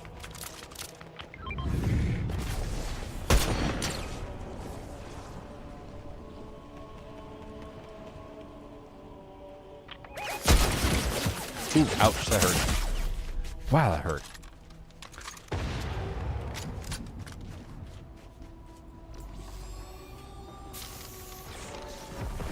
That's not my name either. Again, somehow I had a sneaking suspicion. Oh, thank you. Oh, here he is.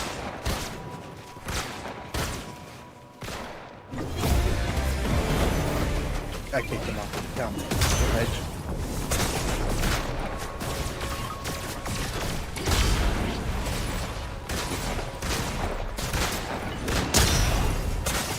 Oof. Ah, blast. One shot. But those are. Well, we're gonna bring his the. teammate that kicked off. Let me see it. let me see if we can do one round of Blitz. I don't know if mine will be able to do it because it was glitching on that, but let's try and end on a Blitz one because that one was not a very satisfying end. Well, I'm heading to bed, says North Carolina native. I'll catch you fellas later. See you later, North Carolina native. You're saying, Bastion? Let's try the chaos mode. Chaos mode? Okay. The teams of 6s. That works. To at least have some other players help. I will follow your lead.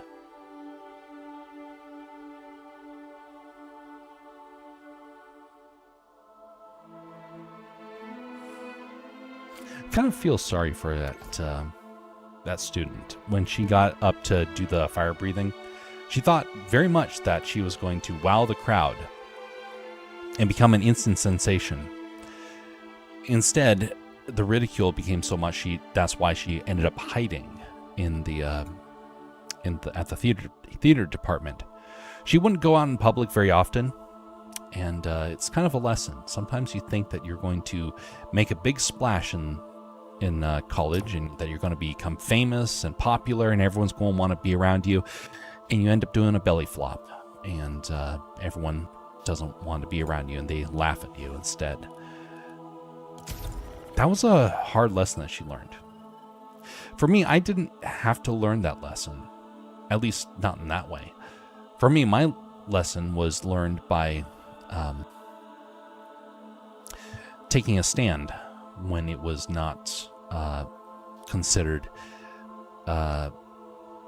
when nobody was wanting me to. And I ended up having to pay the price for that. Standing up for what was right was not considered something to be encouraged or honored. And I learned that the hard way. It says preparing to download, and it's just circling over and over and over again. I think it is because it's a new island. Oh, so it's like they updated it from last night or something like that? Yes. Ah, well, that's probably not going to work then. Oh, no, there we go. Finding server. Wow. Yeah, it was going in circles earlier today for a while because I was testing it out and it didn't work. So I guess maybe it just finally finished that download. Finding server.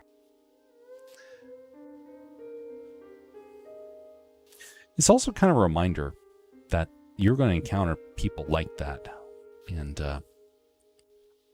you'll have the opportunity to be able to overlook their humiliating behavior and give them a chance to reset.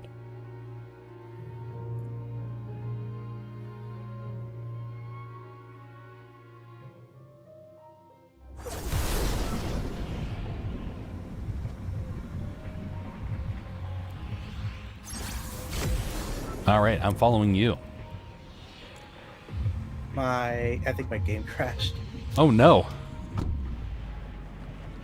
It froze wait a right minute. when Ooh. froze right when the play button says match found. There's I'm enjoying I it. think a lot of people's game crashed. There's very few people right now. I didn't see anyone jump out of the place, the bus. Oh, that was over fast.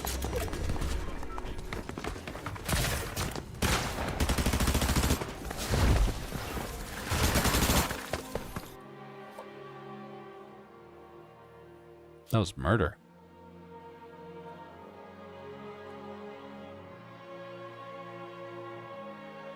Yeah, I got a warning. Ah. So I'm gonna get off and go to sleep. All right, sounds good. Well, thanks for participating, Bastion. Rest well and hope the college goes well. And may you get a lot of great stories to be able to tell folks. Good night. Good night. To those that are watching out there, yes, and a quack to thee as well. To those that are out there watching, we're going to be changing to the to art right now. So it'll be a brief moment. I'm going to go to the intermission screen, bring it back, and we'll be doing art for about an hour, and then we will be calling the stream there. So let me get things all squared away here and find that intermission screen.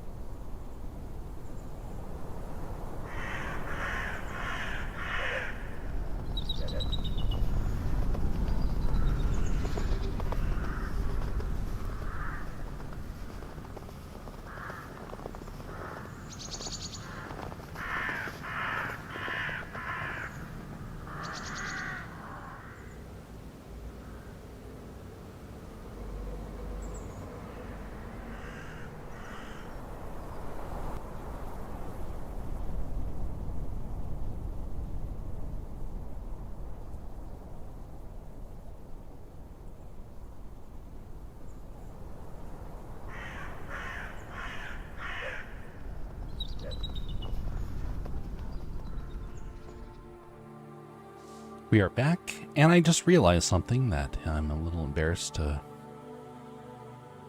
have noticed. But it turns out that Joe Biden actually had made another comment. Said, "What's Rumble?" And I have no idea when that was said. Because Twitch crashed on me. Isn't that interesting? I mentioned that I'm leaving Twitch, and Twitch decides to crash on me and betray me. Mm-hmm. Bad Twitch.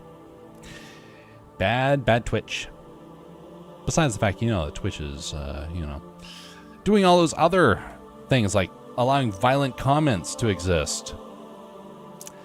Rumble, if you're still there, Joe Biden, which hard to tell. But, Rumble is, this platform right here. It's kind of like YouTube, but it is different. It is on rumble.com. Hey, greetings there, Enigmatic. How are you doing? Hopefully you made it safely back home.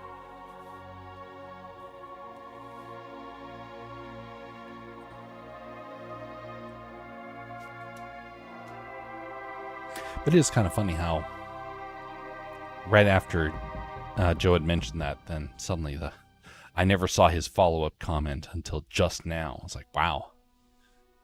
Kind of weird how that happens. But it does give me an opportunity to kind of reiterate.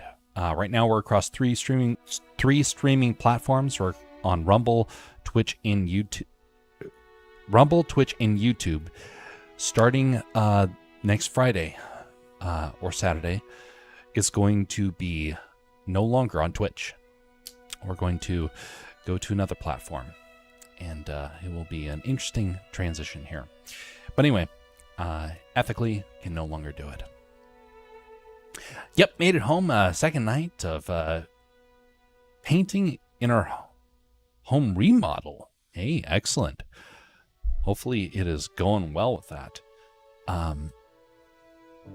I've only had to paint homes a little bit. Family didn't have a whole lot of opportunities to do it because we were moving around way too much. And so I never quite got that experience. And then living in the same place now for several years, I've seen many people do painting. I'm like, oh, so this is like commonplace for folks. And that was a little surprising to me.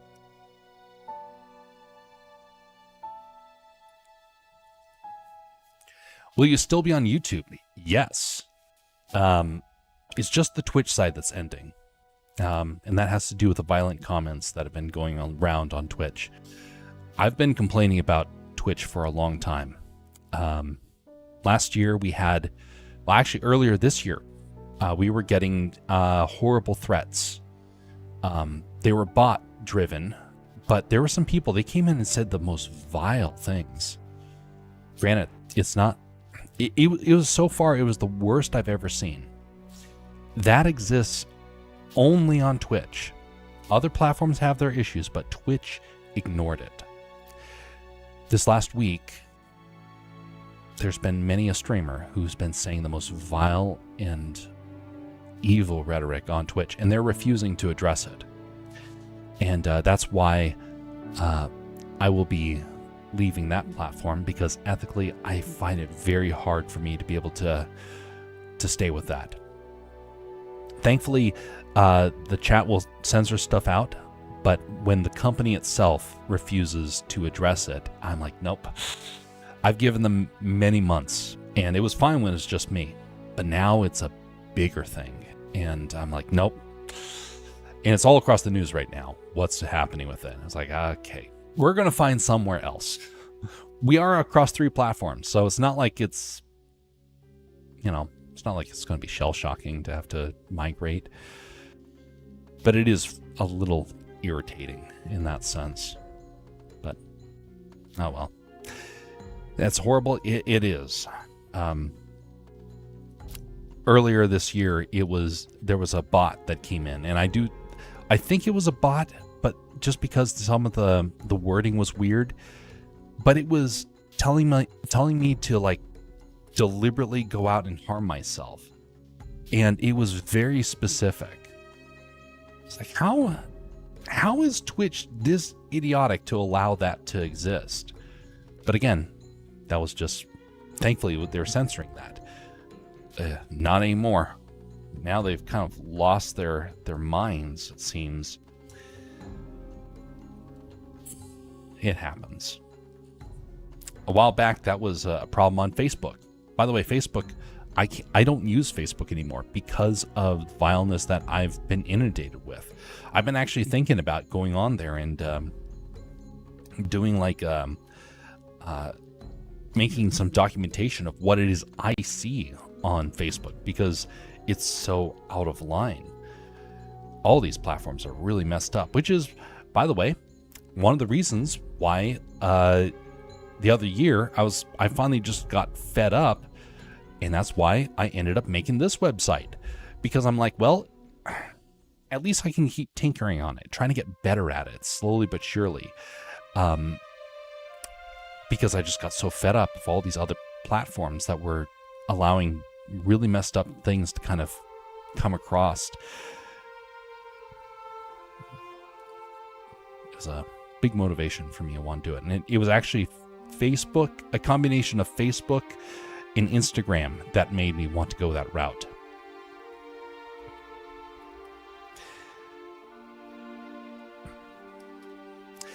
But anyway, next week, starting on Friday, Saturday, that's when that big transition will take place.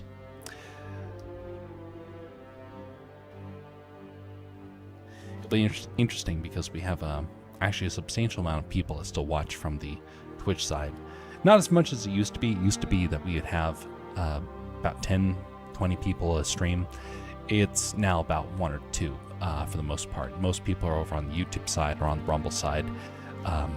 I'm more suspicious about the Rumble side. I think more of them are bots. So if you are not a bot on the Rumble side, feel free to like or dislike the stream. And that way I get a chance to know who you are. Because the bots don't tend to do that, thankfully. That requires you to have an account. And then they can start to, flag it and whatnot. For tonight, we are updating this this drawing. And we're actually inking it for right now. So this scene is now at the point where we are starting to refine it. And later on this next week, we'll be painting it.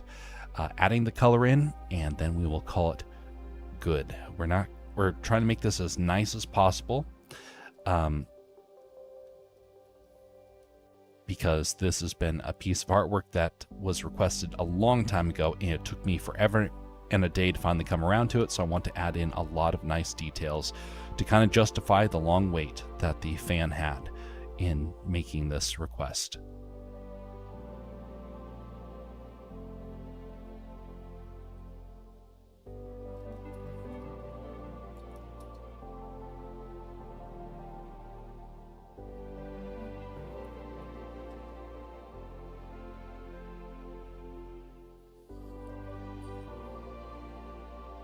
By the way, in Milo's story,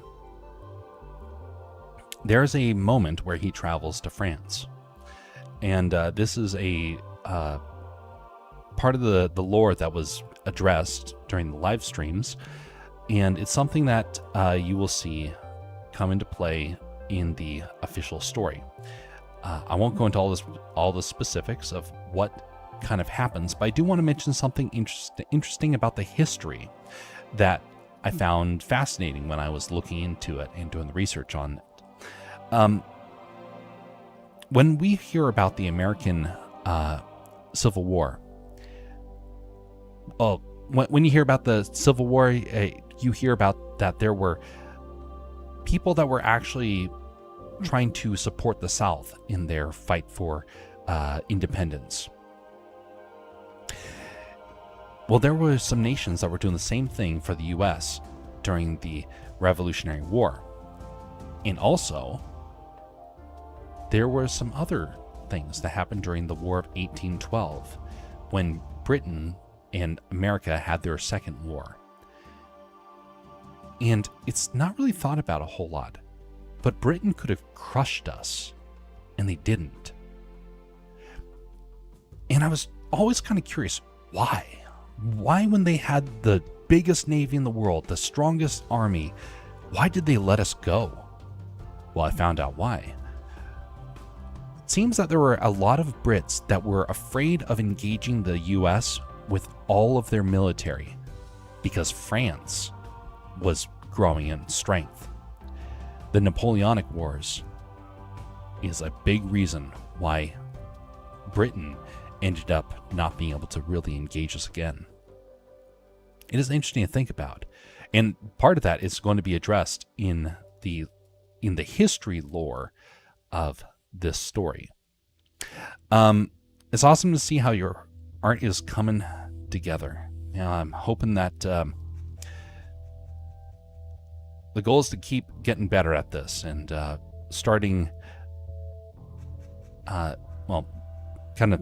this is starting some of the artwork that I'm going to be focusing on in the future. I'm going to be trying to get better and faster at drawing stuff like this, and so that means that I'm going to be doing some other pieces similar to this. They're not going to be commissions, they're going to be practice sketches, and I'll be doing those at the start of like the animation streams. Hopefully it goes well. We will see. By the way, speaking of artwork, we do have now these stickers. These stickers are just the logo, and they will be available here shortly on the website. Still trying to figure out some of the stuff. Part of it is just not cooperating, so I didn't upload it just yet. But I might do some artwork for stickers like that in the future, because they're very easy to make. They're very cheap to have them produced. Whereas if you want to try and do like a full picture, I can't bring it up right now because it's too big, it wouldn't fit on the camera. But I got some photos, and the photos were so dang expensive to produce. I lost $1,000 producing the photos just so I could have a photo gallery. No one bought a single one. And I put it so that I wouldn't even gain money. I've made it so I was going to lose $5-10 per piece. So now I have this big collection of photos that one day when I actually have my own home, I'll be able to decorate it in a moment. And I won't have to worry about spending any money on photos or artwork ever again because I will have all of it good to go. So maybe one day I will actually have walls that I can put stuff up on, because right now I'm not allowed to put nails into the walls of my apartment. And none of the sticker hangers are going to really work. Nice. Yeah, hopefully it does turn out nice. We'll see.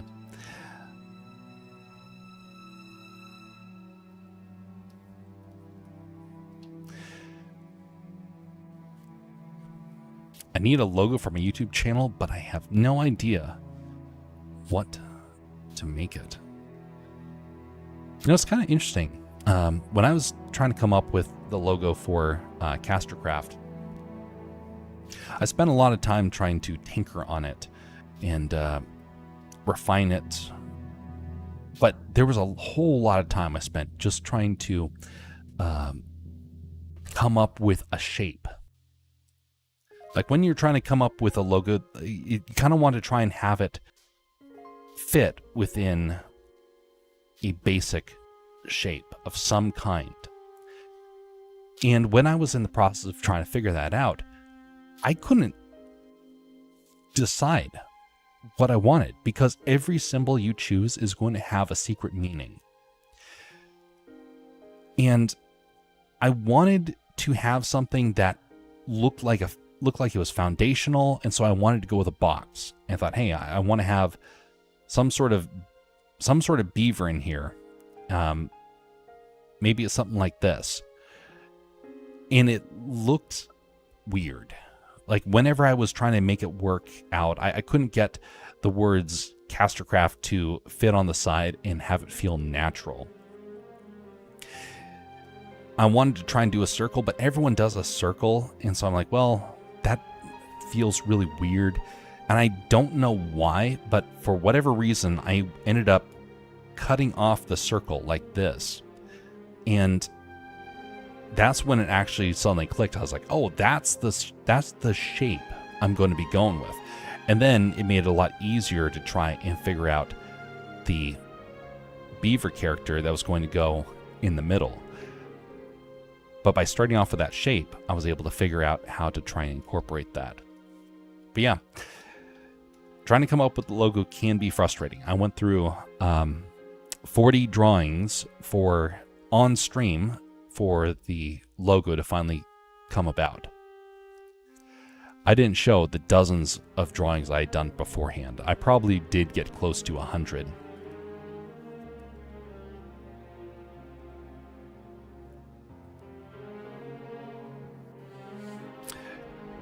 You know, when I was actually, when I worked for the TV station up here in Anchorage,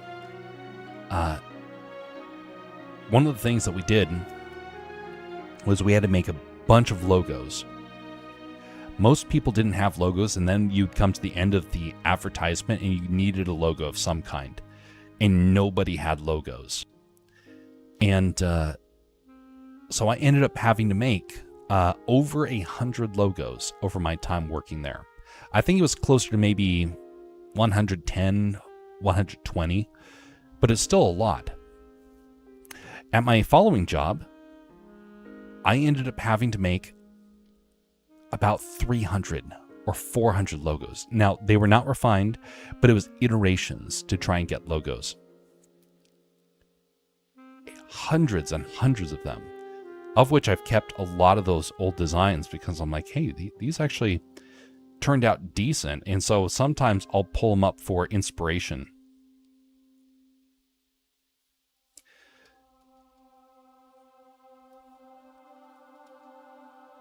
I gotta figure out where I put those again, because I've misplaced them.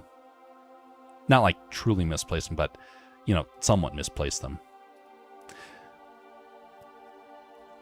They're somewhere on the hard drive. They're just, you know, sometimes I need to just go on and sort things. I think I'm nearing that time frame where I need to do a reorganization of all my projects. Maybe I'll do it after the next Lego video.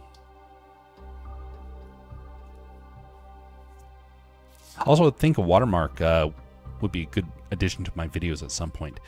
Yes, it can be.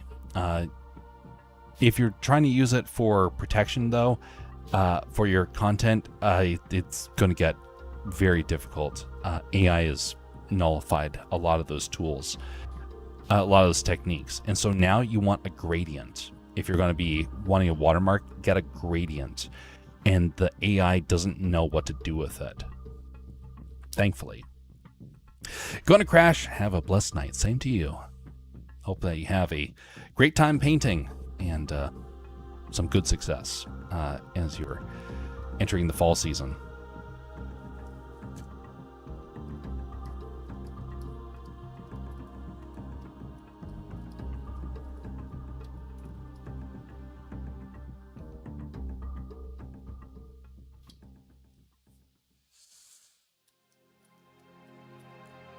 One of the logos I ended up correcting was a logo for this place called the LED Lounge. The LED Lounge was kind of like I think it was just a generic bar of some kind. I never actually went into it. They contacted me, asked for the logo to be kind of touched up, but I didn't have the chance to touch up their logo and really add a whole lot of detail to it. So what I had to do is I had to try and incorporate things around it to try and get it to fit. Got to do a really fun effect, actually, where I created LEDs for the video. And looking back on it, it was bad. It was so bad. But that was back before I knew how to do 3D commercials.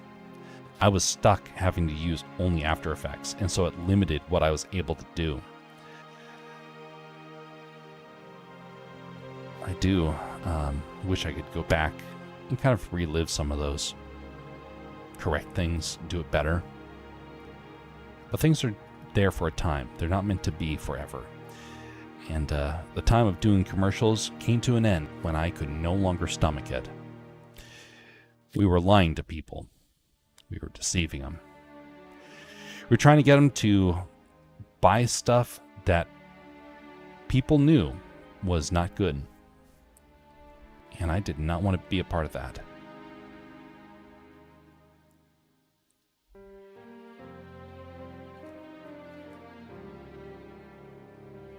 I don't have a problem in advertisements for something that's like legitimate.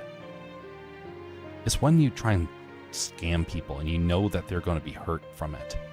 And there you have to just hold your tongue because you're being employed to rob people, basically. Or at least to encourage people to be robbed.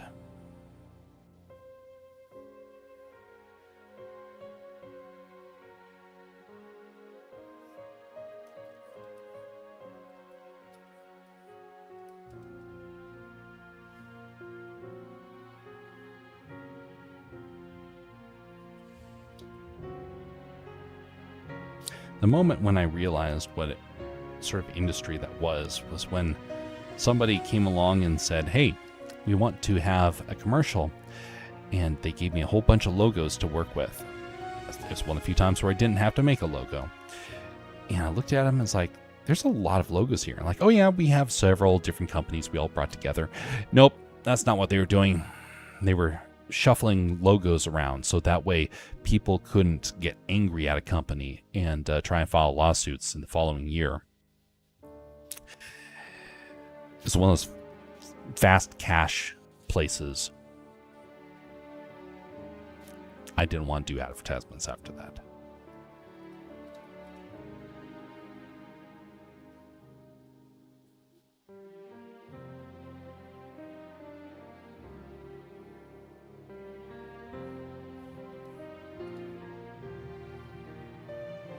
I could have made a whole lot of money if I just went down the path of advertisement and just doubled down. I could have made a whole lot of money. There's a lot of times where people came along and I was like offered all these great opportunities. And like, hey, we could make a ton of money. You and I could get rich doing this. I've had people say that 4 times at this point. I think it was 4 times. I denied each one of them. I never...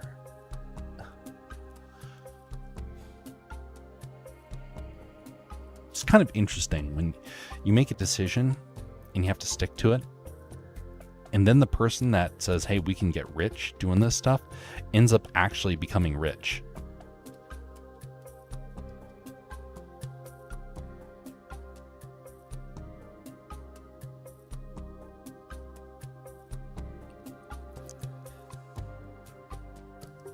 And then you find out afterwards it was through some pretty shady stuff. It's like, well, at least it's not on my conscience that I did not go down that person's path. But the whole time you're just thinking, how did they still do it? And then you start wondering, should you have gone through with it?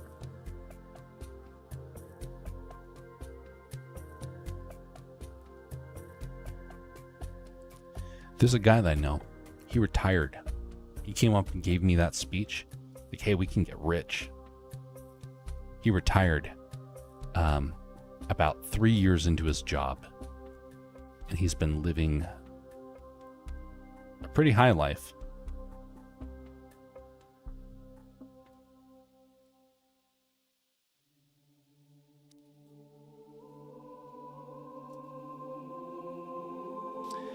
But here's the thing. How long can you do that before you're like, you know, I feel guilty?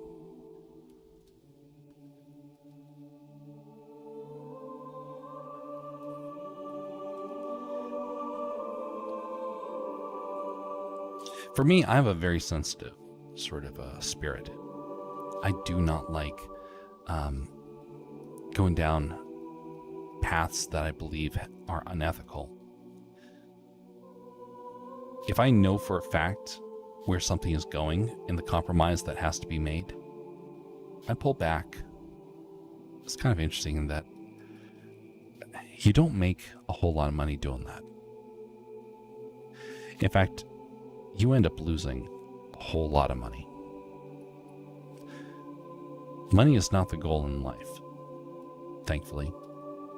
But it does make me wonder when there are people that end up going down that shady path that do end up making a whole lot of money with no consequences. And you're left wondering, how is it that they're now able to go out and do good things and they spent so little time doing something bad? And then I started noticing on social media a trend where women were encouraging one another to join OnlyFans for a very short amount of time. Join it and, you know, just you don't have to make it a whole time career. Just do it for a year or two. Make your money and then leave. And that was when it really kind of dawned on me, when that sort of conversation was going around social media, and it's like, this makes sense why you have to avoid things for an ethical reason. What sort of person do you become? What sort of legacy do you have? What are you going to tell your kids one day when they say, well, why do I have to do what's right? Why can't I just do what's wrong and get away with it? I'll correct it later on. Ends justify the means and all. No, it doesn't. No, it doesn't. But it does leave you with a lot of questions, doesn't it?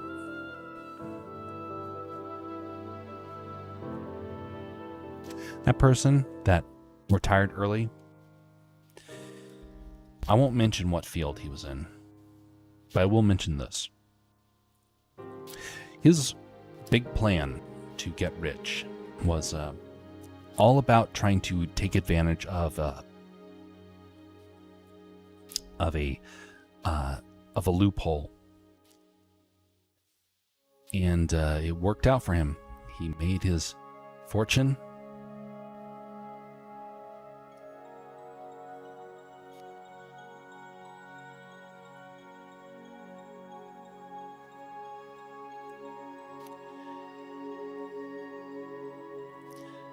And nobody can tell him that he did something wrong, because in his world, he did nothing wrong. He did nothing that was reprehensible.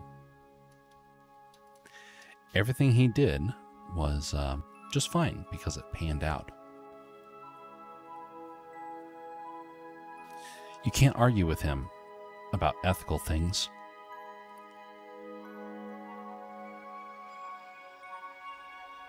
You can't try and persuade him that he should have followed by the rules. There's a lot of things in this world where if you try and skirt around the rules, there is a punishment. You might not see it, but it is something that becomes apparent later on. I wonder what his punishment will end up being one day. Hey, greetings there, Jersey. How you doing?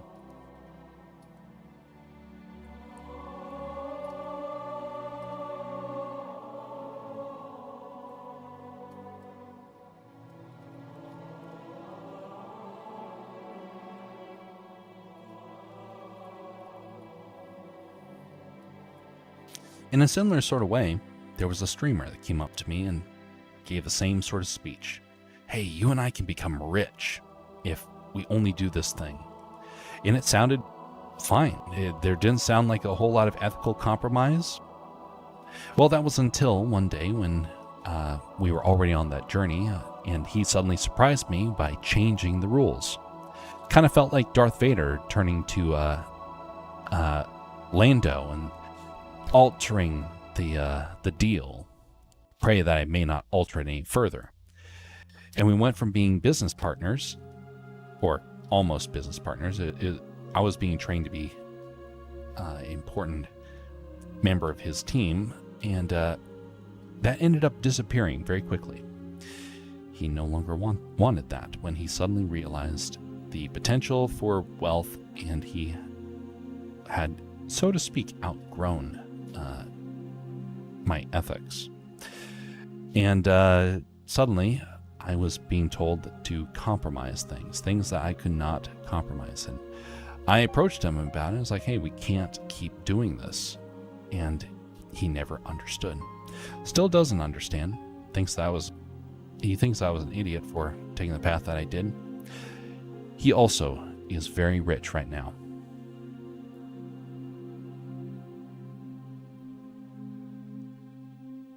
But he's losing it. He's in the process of starting to lose it. So it may have made him rich for a time, but at what cost? And that's the big question. What if you get left holding the bag? You were the one that compromised. People warned you. Everyone else was successful. Everyone else made buku bucks. And you didn't. Knowing my position in life, that probably would have actually happened to me. Because there are a lot of things in this life that are a lot of passes people are given. If you are a follower of Christ, one of the things that you learn very quickly is that your ability to get away with stuff is a lot less. Why? Because God is watching, and His Spirit resides in you. He will not allow you to abuse your freedom by going down dark paths. And that is something that not a lot of people consider.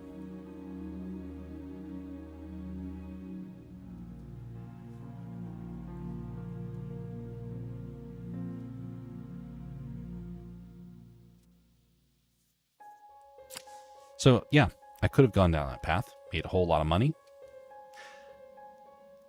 But ethically, I would not have been able to survive that ordeal.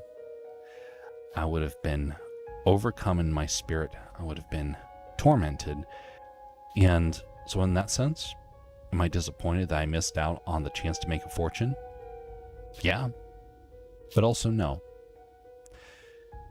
Not when you start to realize what it would cost you to try and go down that path.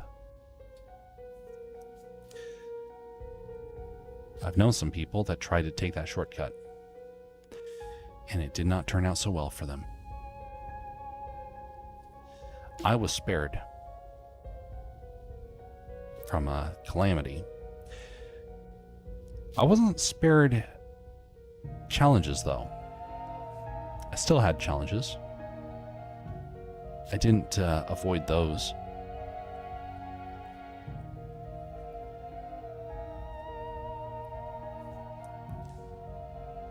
But I feel like I was spared some nightmare scenarios that other people are probably going to have to deal with.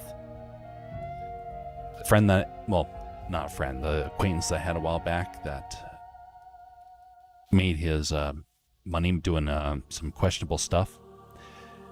Who's to say that one day a lawyer doesn't suddenly go knocking on his door and say, hey, did you do X, Y, and Z? Suddenly that raises a lot of questions. You're suddenly now having to hide yourself moving forward. It's better to be above reproach, even if it means losing money, because it's not money that's going to keep you going one day. Money will fade, and you're not going to be able to take it with you. Gotta remember what it does to your soul.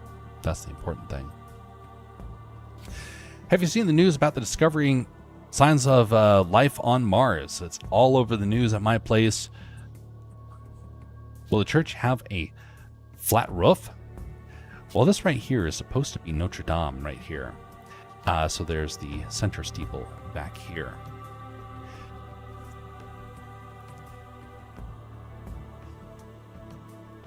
So I did see something about life on Mars. I gotta say, I'm a bit skeptical. Well, to say a bit skeptical is an understatement. And I'll tell you why.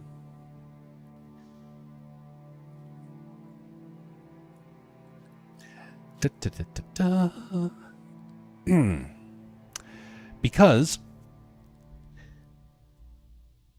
every few months to every few years, there is a report that comes out about there being life on Mars. It happens. It's almost like clockwork, and usually it happens when NASA needs funds. If you pay attention to the money cycles, you'll notice these revelations usually revolve around the time that they need more money. Right now, what NASA needs? money because they're competing now with SpaceX, and they were just given a green light to start the process of renovating everything, and they're trying to justify themselves. That's my suspicion. I do not believe there is life on Mars. I don't believe there's any sign of life on Mars. Why? Well, there's some shady things around space programs. I can't go into it. Let's just say I went from being somebody who believed wholeheartedly all the messages that we heard about space travel, all the reports, all the mathematical equations and theories and whatnot. I believed it all. But I never could believe the one about there being life out there. Within the last couple of years, for the first time, I have been filled with doubt on everything I was taught. Not because I'm a conspiracy theorist, but because the numbers aren't adding up, and I'm very critically minded, and something is off.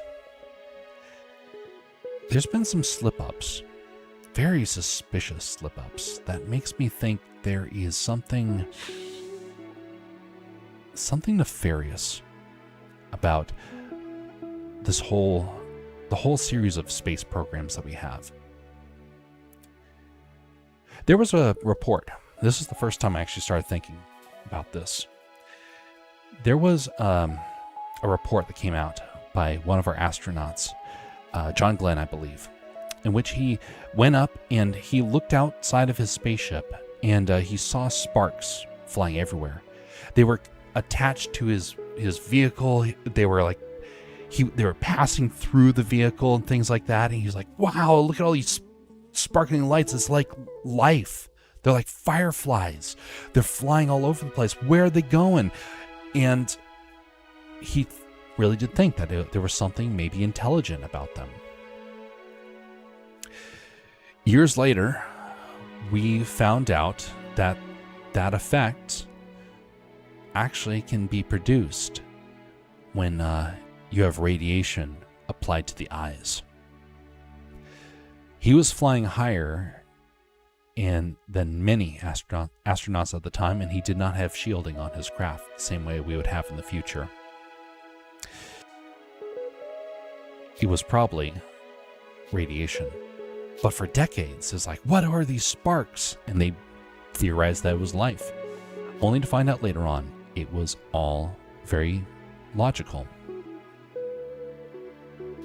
There's been many other things since then, of which I can't go into all the specifics because we would be here for hours about things that have unfolded, that have caused me to doubt. But the biggest thing was the slip-ups and the fact that we can't go back to the moon. That's when I really started to question things. It's like, what? Can't go back? And then I started doing some research into the moon and the distances and the math behind it. And I was like, oh, there is something weird about this. I don't know the truth. No one does except the bigwigs at NASA. Even so, I don't think they fully understand. But life on Mars is a dream. People want it to be real because it will help to prove a worldview. I'm confident there will be no life on Mars. And I do believe time will prove me right. Now, will we deposit life on Mars? That's the other question. That's a bit more suspicious. Isn't that the church that burned some time ago? It did. And they just recently reopened it. I think it was last year that they reopened it. It was in preparation for the Olympics. Well, they didn't really find life, but a sign of it being there billions of years ago, and they can't give any other explanation.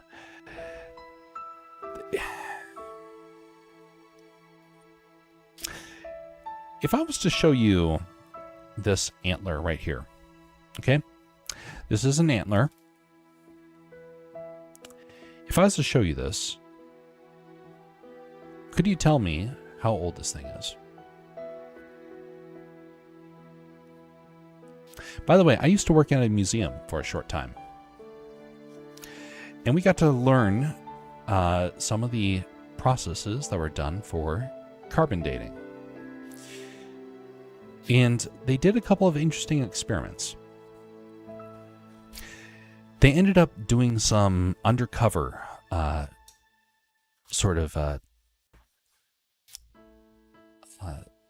processes of trying to see how good their system was.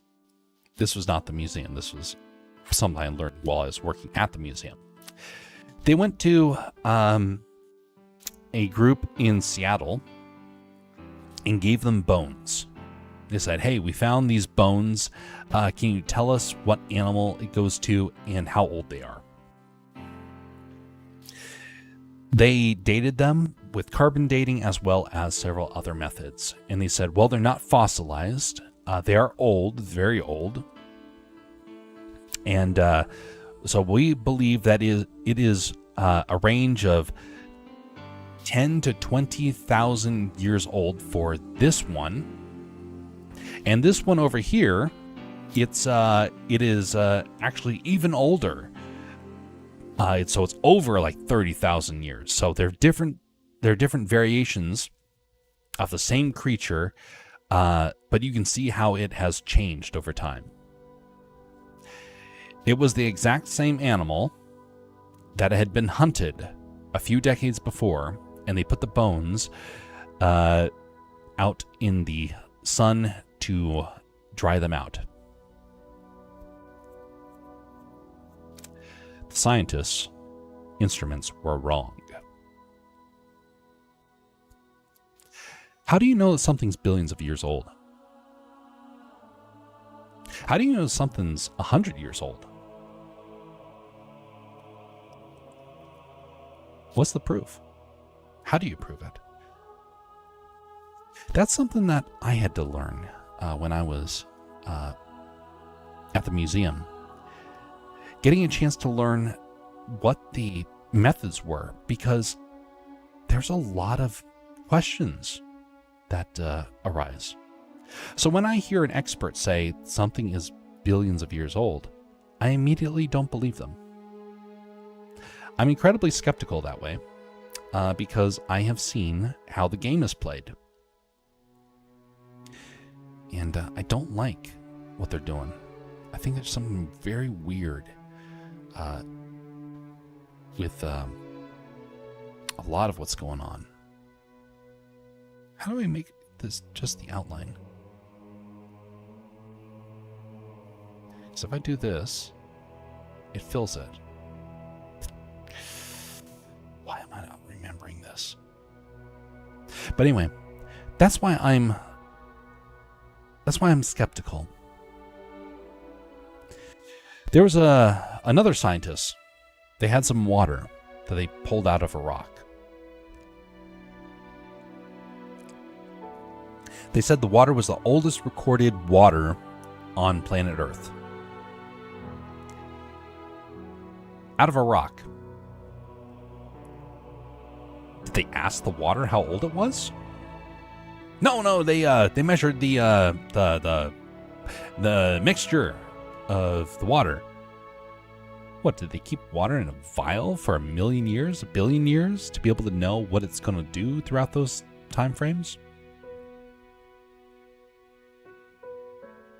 Debatable. But here's the reason why they have to do billions. It's actually very interesting. They have to do billions because when you give time to something, it makes everything sound a lot more plausible. If I was to say, hey, I found a mountain, and it's a massive mountain, and I looked at it and realized, oh, this mountain is 3 years old. Someone looks at me and says, but that massive mountain, how did it do that? Well, you could say, well, it was a volcano. But what if you didn't know what a volcano was? and he didn't realize that it can make a mountain. You're going to look at the mountain and say, well, maybe I don't know, maybe the mountain was just a pile of dirt. It just got higher and higher. You know what? It probably took billions of years for that mountain to suddenly form. Time is like the catch-all statement. And that's the real problem of science, is that science has to be able to find things that are tangible. And when you throw years onto it, suddenly it changes a lot of things. Yes, things happen over time, but there's a lot of things that happen very quickly. And we have to be able to account for those. So whenever NASA says that something is a certain time, I inevitably have to doubt them, because there's some really weird things about it that makes me have to think there's something else that might be going on. I got into a very heated debate with my roommate a couple of years ago. I was challenging his theory on the speed of light. He was like, "You're an idiot for questioning the speed of light." And lo and behold, it turns out that I'm not the only one who's been questioning it. And some people that are very high up in the scientific community are actually starting to question it as well. They're like, there's something weird about the speed of light. It's not making sense. Well, suddenly, it's no longer outlandish. There are scientists that are like, there's something weird about this. It's not, the science isn't actually working the way that we expected.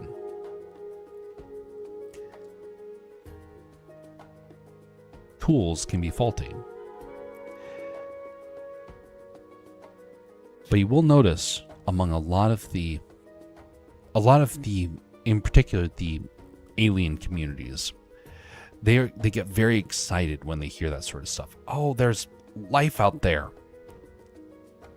And then NASA feeds into that. They're like, oh yeah, there's life out there. Give us money and we'll help you find life.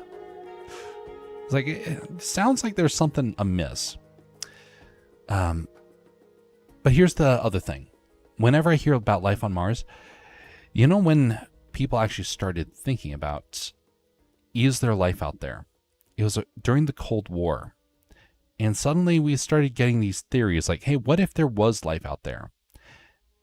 And then we started having a lot of weird sightings in particular in America and the USSR. Alien sightings.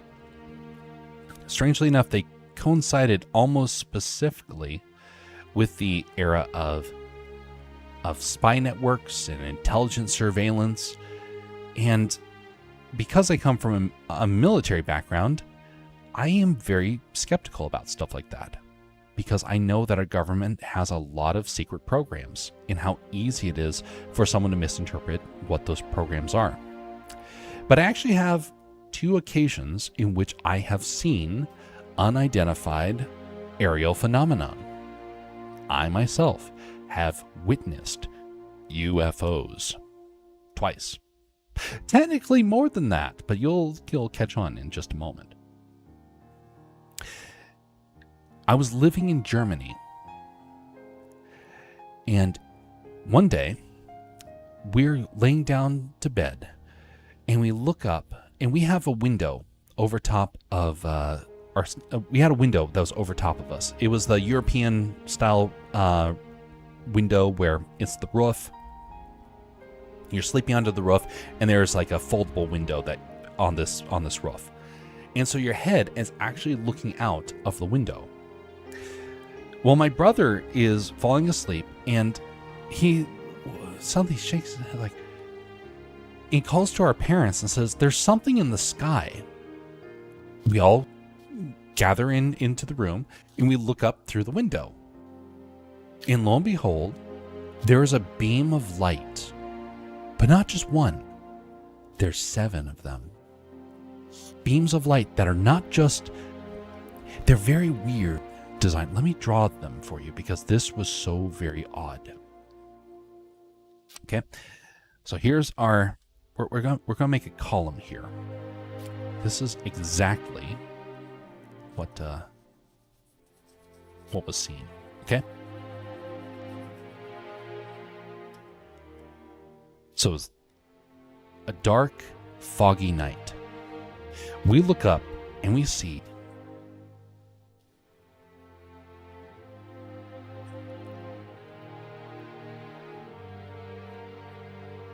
a column reaching up into the sky of light.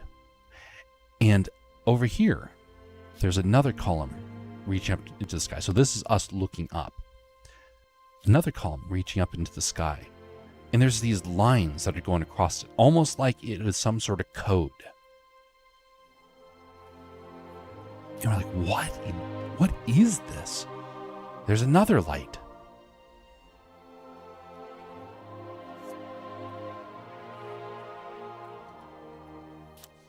So here's the question.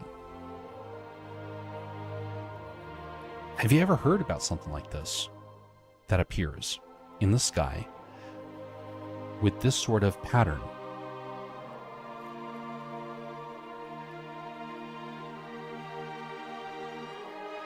Well, that kind of looks a little bit like Northern Lights, just in a weird design.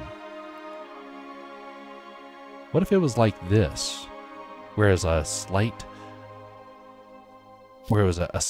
yellowish green tint, but is mostly grayish? Well, what we found was it was yellowish green, and they were stationary. Our dad went over to the phone and he called up the U.S. military air base. We were living on a military base. And he says, "Hey, Flightline, there's something really weird in the sky over top of the military base. Can I get a verification what this is?" This was brand new to us. No one had ever seen this before. They get back to him and say, "Sir, it turns out that these are the floodlights. We have not installed the mirrors yet. And so the floodlights are shooting light up through fog. It was layers of fog. And because they're floodlights, they are very strong." Now, if you look back in the days of World War II, the Nazis actually had something very similar that happened. But they took advantage of it. They wanted there to be pillars of light that reached up into the sky. And during foggy days, it looked like they were in columns all around the place. And they used these spotlights to project power and influence. For us, the U.S., it was a mistake of our floodlights. And they even flickered them like, yep, they're the floodlights. Well, you know what happened in the news the following day? A news article from the New York Times came out and said, "The U.S. government is contacting aliens in Germany. And they're communicating through beams of light." It's like, but we've already verified this was a military floodlight. And by the way, there were 7. And how many floodlights did the military base have? 7. And they even have men that were beneath them. They're looking up like, yep, those are floodlights. But people wanted it to be aliens. A few years later, I was in Alaska. I just recently moved to Alaska at the time. And we looked out our window and we see a flickering light, flickering all the colors of the rainbow. And it's pulsating. It's moving across the sky at a very slow pace. And we can't make heads or tails what it is. And somebody calls me up and says, "It's aliens. Aliens are over top of Alaska." I'm like, there's something weird about this again. And I just sit there in a chair and watch for half an hour as this thing moves across the sky. I pull out my phone and I pull up a star map and I look at the light through the star map. And you know what appeared? It was I believe Venus.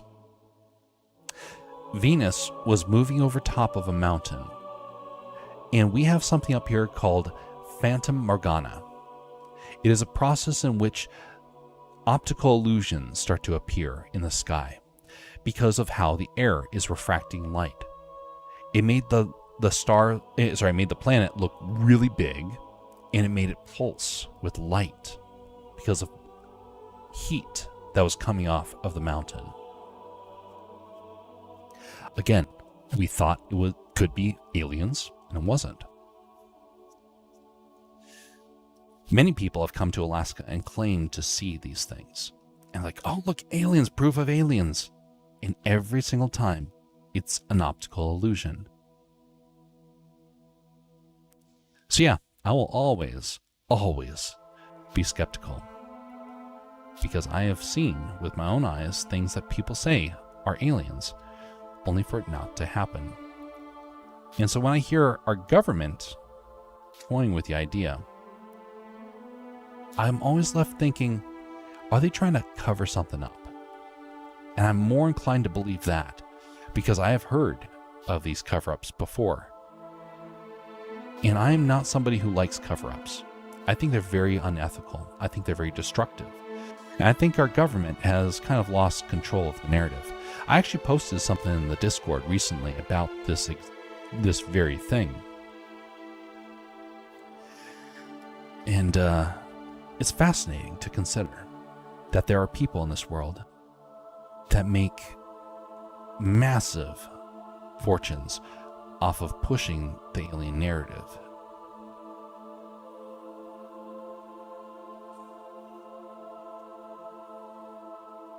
I'm always curious about stuff I see and spend hours reading about them. It's good to be curious. It's good to be curious.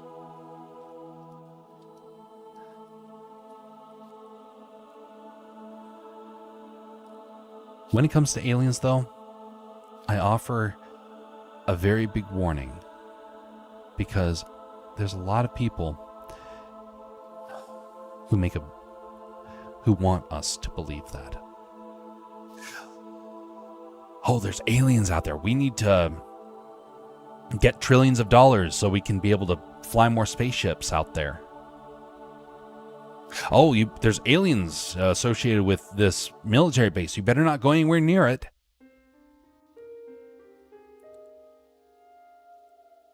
Oh, that thing you saw in the sky. Oh, that's aliens. Yeah, nobody knows what it is. It could be anything. And every time, there's always something else behind it. We have some very impressive military tech. I believe it is all military tech that nobody wants you to know about. And aliens are a very easy sort of way to trick people, because people want so desperately for it to be real. Well, they want it to be desperately real until they start thinking about, dang, that's actually kind of a scary thing to think about. And then suddenly their want to see it starts to fade, kind of like some big celebrities over the last couple of years. But it is interesting that after decades of searching, the evidence continues to be ever elusive.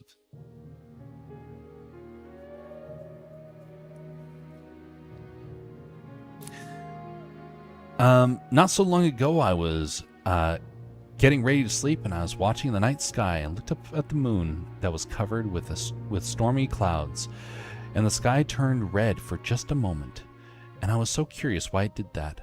I found out about jellyfish sprite red lightning. You can Google them. It looks super cool and got discovered and studied pretty recently. You're right. I know about those things. They are fantastic. Imagine if you saw that and you're like, I saw this thing in the sky. Who's going to believe you?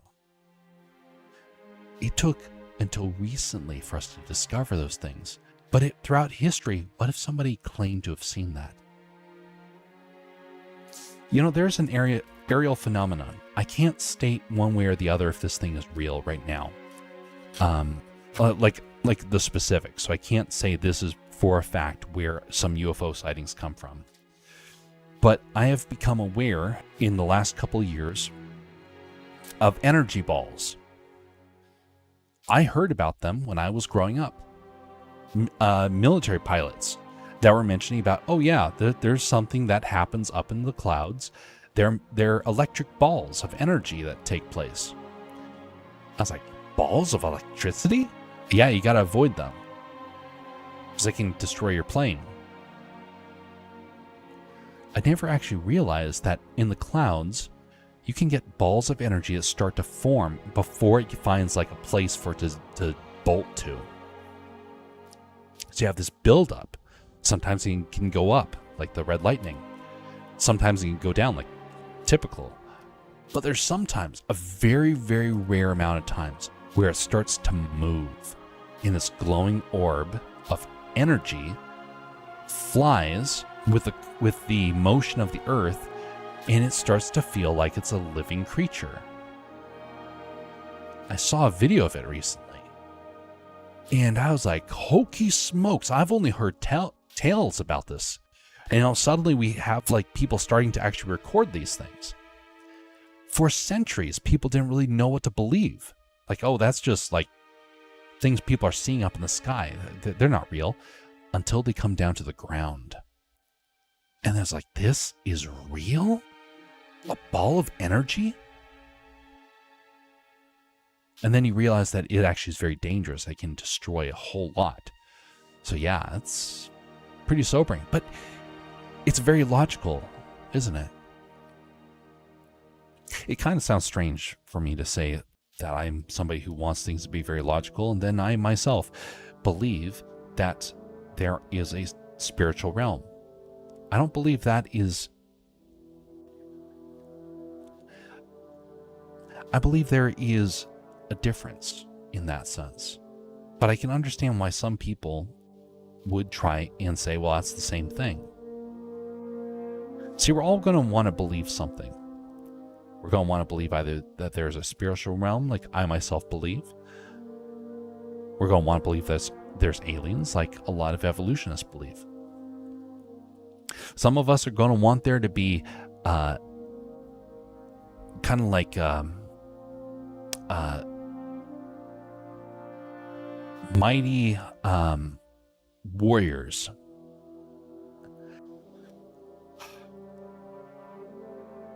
And that's what a lot of pagans believed. We're all going to believe something.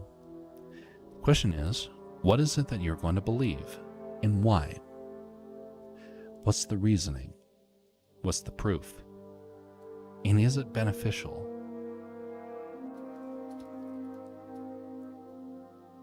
I drew that on the wrong level. Whoopsies. Let's see here. I think they form very, very high up, and that's why it looks so weird. It does.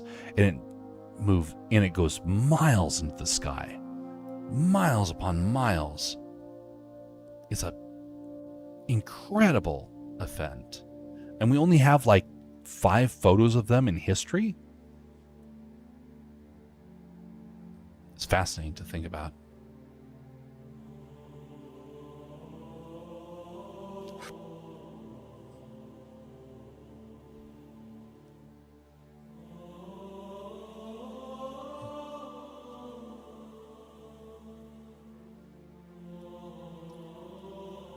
They look like angels. They kind of do, don't they? You know, there was a moment earlier this year.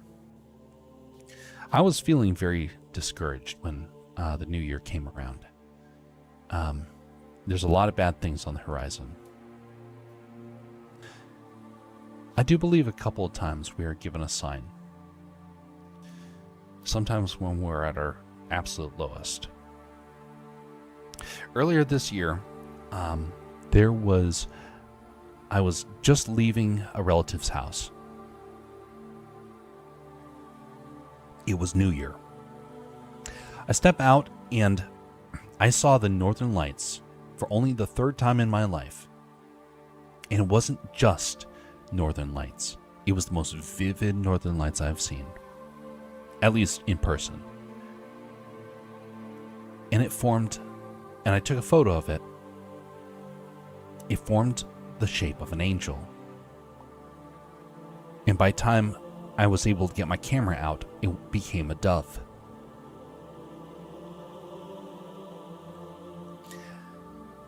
I do believe sometimes you see something like that and it feels very much like it is a sign.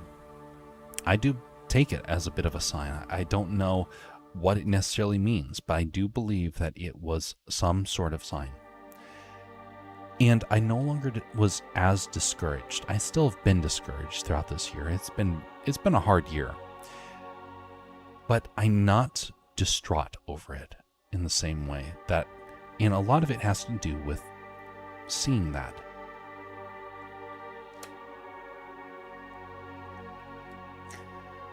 There's a lot of things in this world that are going to be very difficult for us to try and deal with.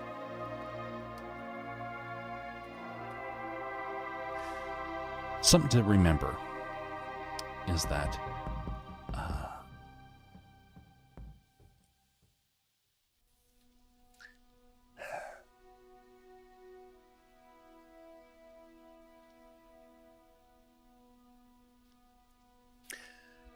this world is going to be full of challenges, but we are under an umbrella of protection. God will not allow for the world to fall to pieces. He will not allow for wicked men to thrive forever. He won't allow for an apocalypse to begin until he decides. We don't have to worry about a nuclear war that destroys all life.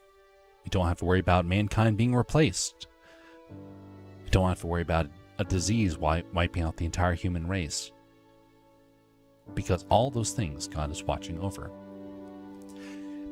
His word says there will always be winter, there will always be summer. He mentions there will be day and night.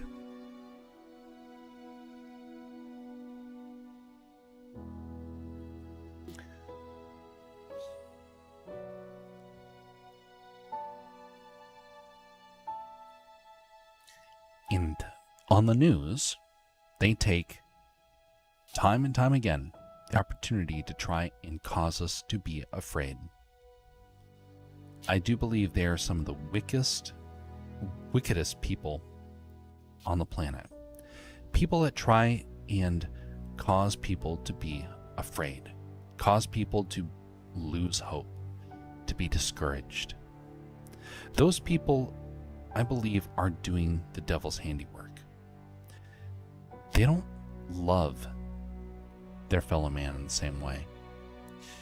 They want very desperately to go forth and bring about pain and suffering.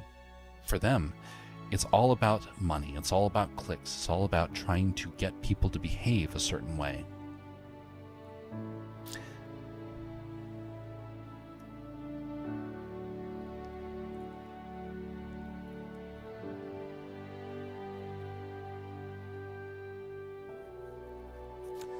They're trying to get us to turn to them for hope, to turn to them for truth, when in the end, the one place that we should be turning to is God.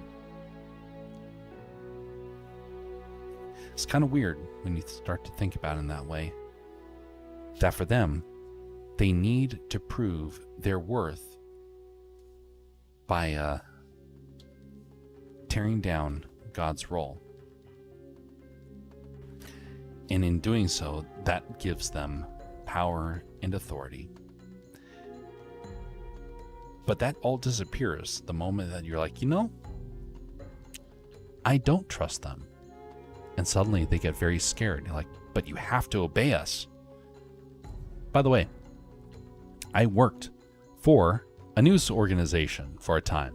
I know this is how they think. They are sick people. They want to deceive people. They want people to be afraid. They want people to spend their money senselessly. It's really infuriating. We all have value, and they want us to think that we're basically cattle and that they can herd us around. We're not cattle. We're way more valuable than that. But they don't want us to think that.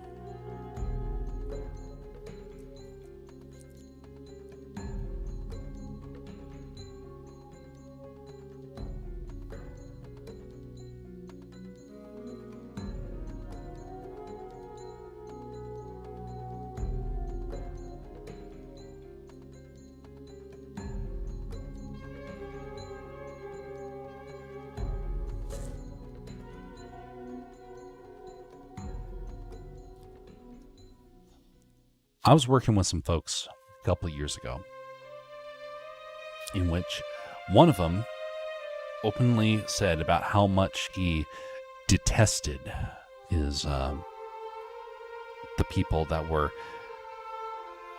coming to his business. And he got so angry about them. He's like, these people are so, well, he kept calling things like stupid and gullible, and then he would prey off of them. It was so infuriating. I don't mind being cattle, says Inertia, as long as my 401k is funded and all human rights respected. I'm going to be an A+ Wagyu.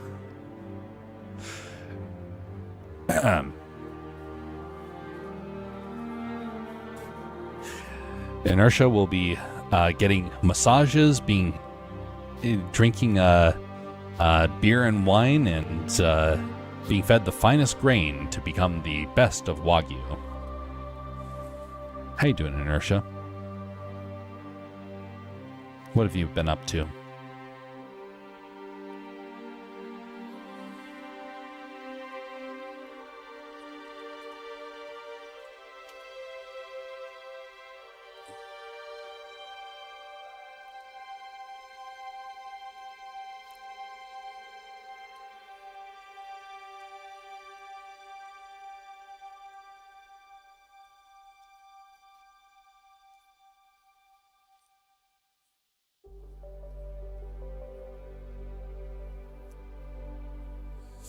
I got transferred to sales. My training starts tomorrow. Aha. Nice. Hope it goes well. Fuck you.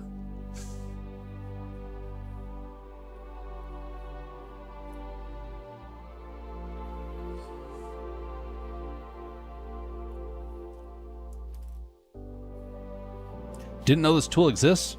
Yeah, it's a pretty good one.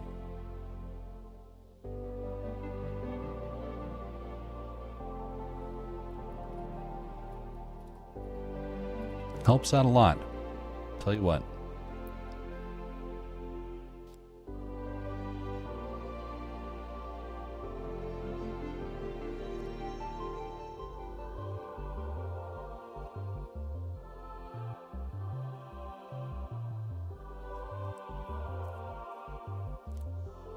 Y'all know what the irony is? We're selling AI.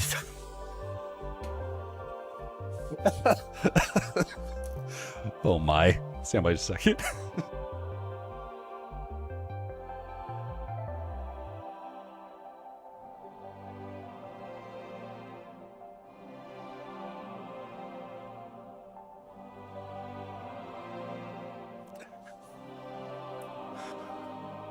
Oh my goodness.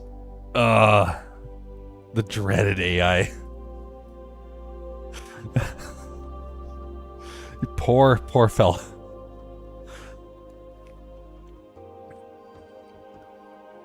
So then the question comes, who are you selling it to?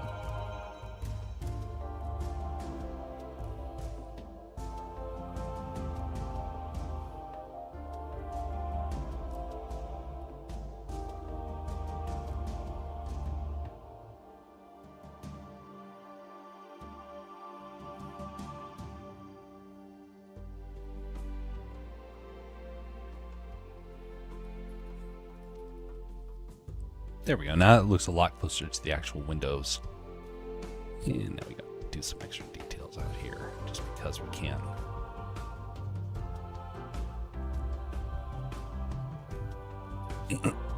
Yeah, it speeds up the process a lot.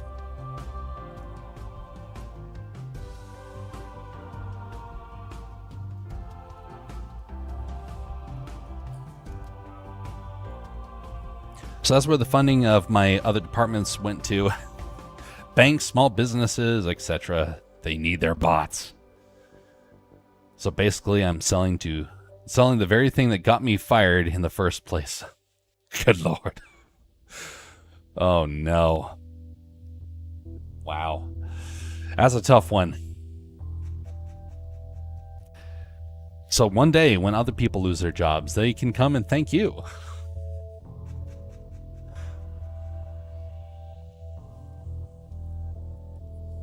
It is a weird world we're in. How the times have changed.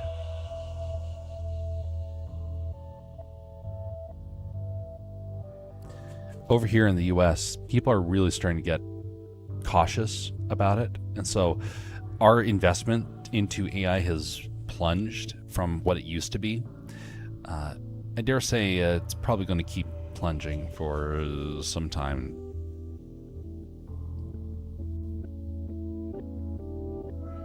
Alright, we're good on symmetry. We can get rid of the symmetry at this point. Delete that. Nope, that's the wrong one.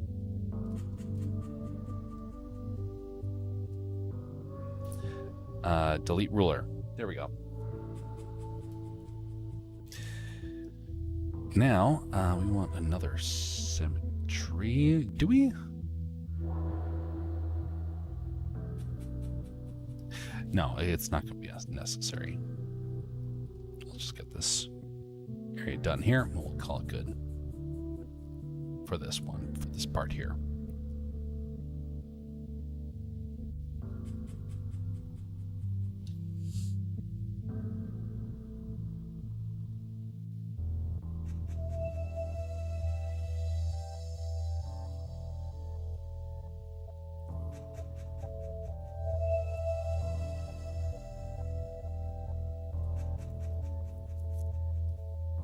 Should the windows be slightly angled so it matches the perspective?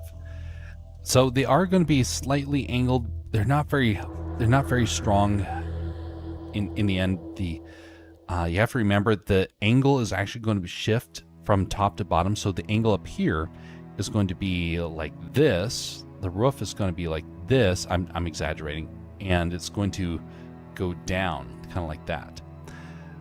I'm not very good at drawing buildings. I admit. This is about as close as I can get for buildings. I draw organic material. So trees, people, animals, I draw that very well. Or at least good enough. When it comes to buildings, ooh, I'm terrible at drawing buildings. Always have been. Well, I take that back. There was one time I actually did a very good city scene. But in retrospect, it was very easy because they were generic skyscrapers. So I didn't actually do it very well. All things considered. Oh yeah, drawing organic stuff is great because it's imperfectly natural and forgiving to draw. Yep.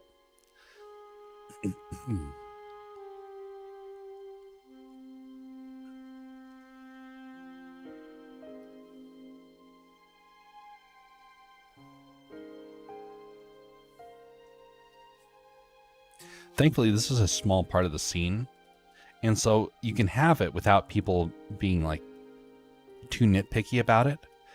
Now, if I was trying to draw this as a big part of the scene, I'd be doing all sorts of perspective techniques to try and do it better. But I'm able to get away with that for this just by taking some shortcuts.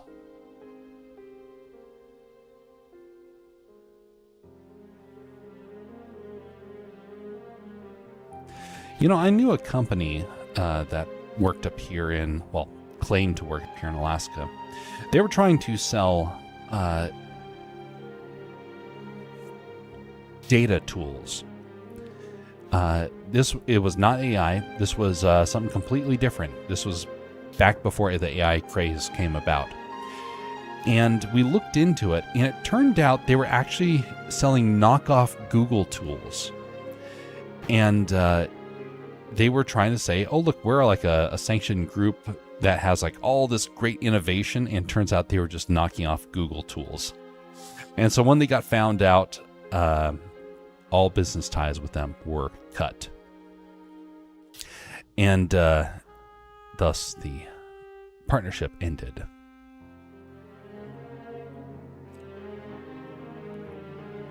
But it does amaze me how many businesses can pop up overnight. And the AI craze has caused a whole lot of businesses to pop up overnight. It is indeed a curiosity.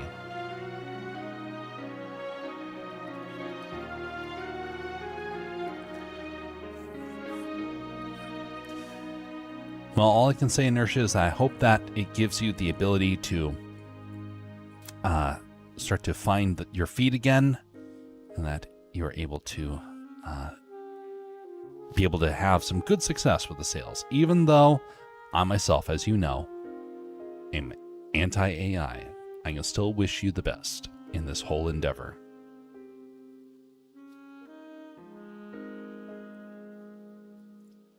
Just don't expect me to be, buying the product. My YouTube and Facebook feed is filled with generative content. Oh my goodness, it is everywhere. It is absolutely everywhere.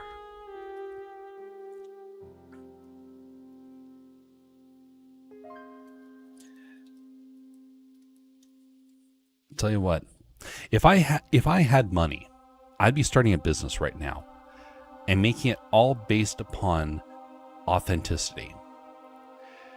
There are so many people that want authentic stuff right now, made by authentic people, by having personal touches to it. I know the people, but I'll never be able to do it because it's so hard these days to get started. If I walked down to the bank and said, "Hey, I want a loan to get this business started," I will never make my money back on it. And because I am who I am, they won't give me a shot. Now, if I was somebody else, they would. It's really frustrating. But I've known people that tried to do things that were had authentic human touches to it, and they did well. But a lot of them also just failed because they got beat out of production by big companies.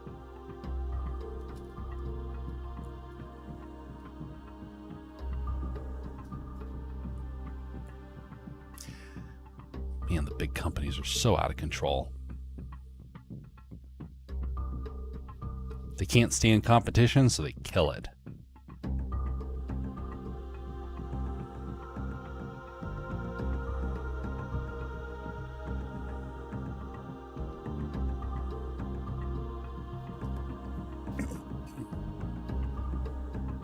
Oh no, I'm only planning to get my 13th month salary, then I'm going to resign and apply to a different company for either a content moderation position or just do a blue collar work and weld. I salute you in that endeavor. I'm a good welder, but corporate work just pays more. It won't for long. Over here in the US, that sort of stuff is plunging. Here's the joke about all the AI stuff that all these companies are pushing. The people that it's replacing first are all the white-collar jobs.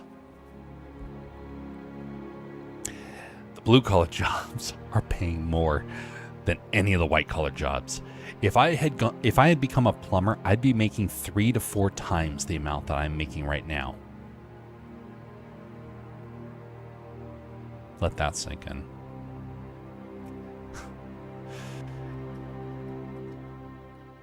But, so it is something where I've actually thought about that. When AI came along, I thought maybe it's time to go into a blue-collar job. I stand by at the ready to do that. If that's what the good Lord wants, I will do it. And do it with joy.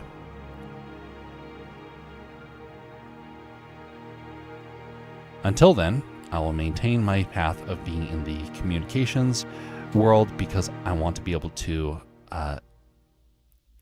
be a voice of reason in a world of madness. Not like you can't find that anywhere else. I mean, you can find that all over the place.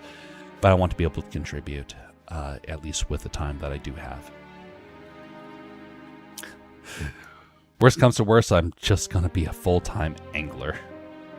That makes sense. Aren't artists considered a blue-collar job? If only. Technically, yes. Technically, artists are blue-collar jobs. But they're technically like in between.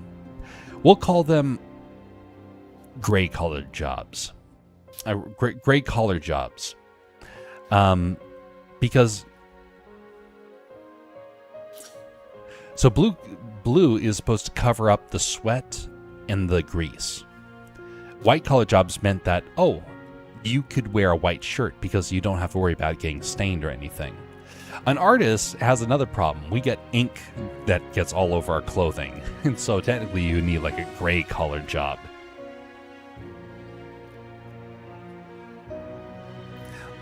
Luxury blue collars. Luxurious blue collars, yeah, indeed.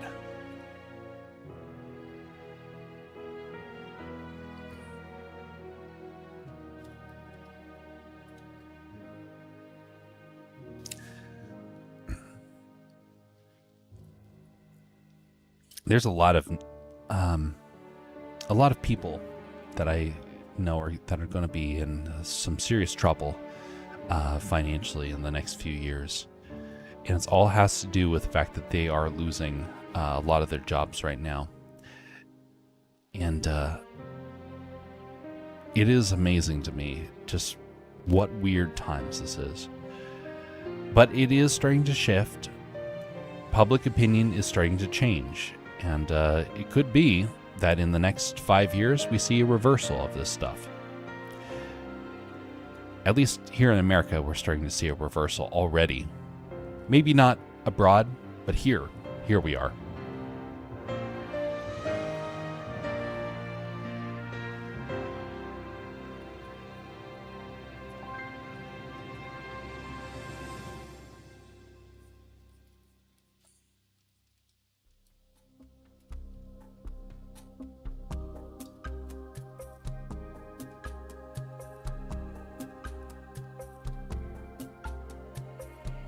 Oh, that's interesting. I actually messed that part up.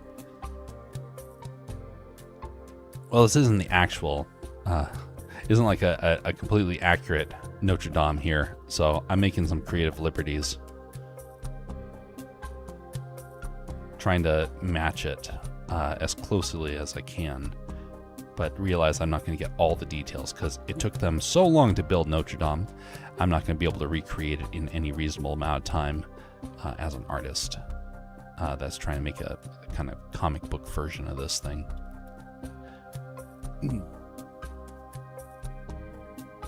Yeah, it's still no need to worry about it too much. Wish I could be a full-time artist. Do commissions 24/7.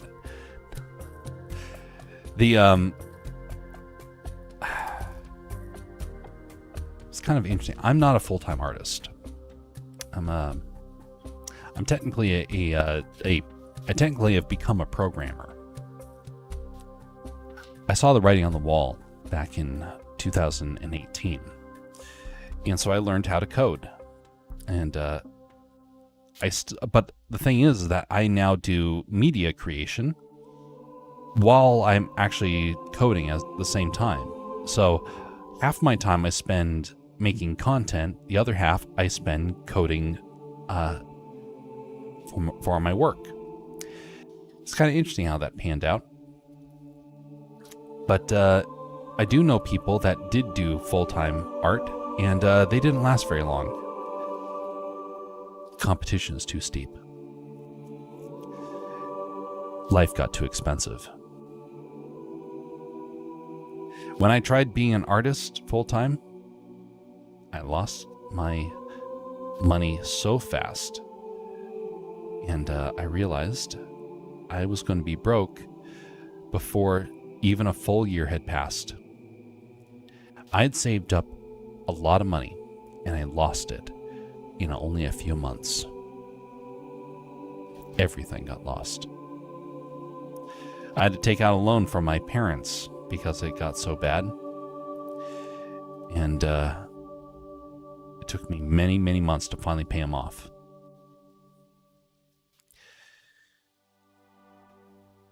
The artistic world's not friendly right now. It wasn't just AI that came along to kill it. A lot of other factors came into play as well.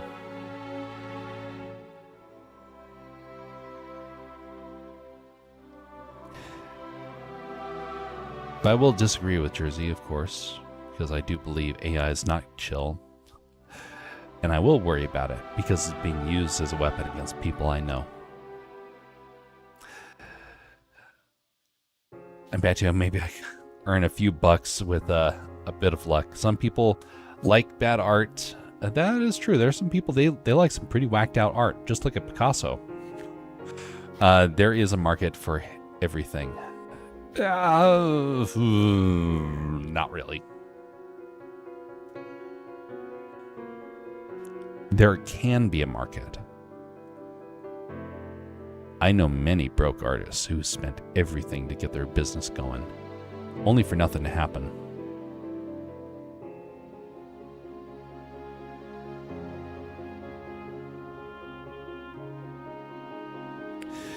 You got to find the right people to sell to.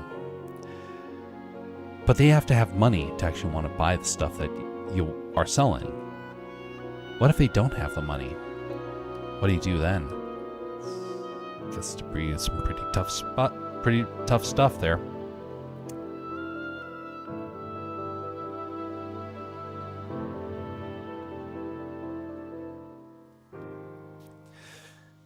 That was the conundrum I ran into.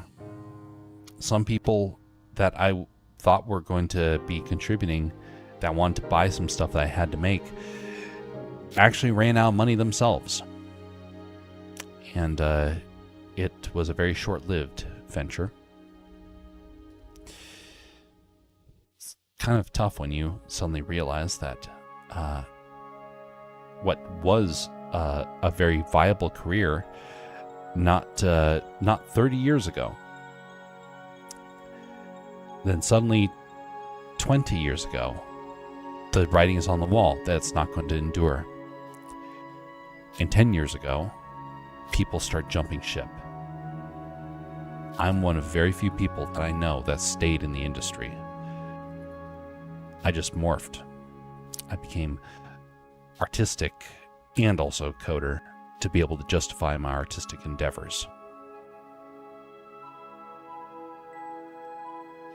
The ability, though, to earn a living as an artist is gone.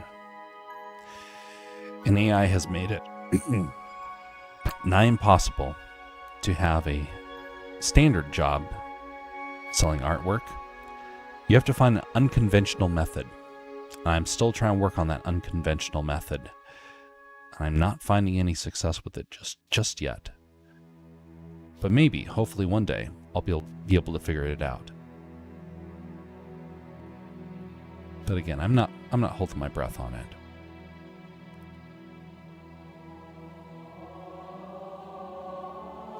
My advisors all warned me against it. They said, get out of media.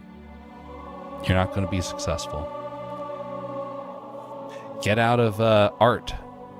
You're not going to be successful. The industry is collapsing. Get out of communications. It's going to crash. I'm incredibly stubborn. I feel like Cortez, who sank his ships upon reaching the New World to force his men to learn how to adapt to the world that they had encountered.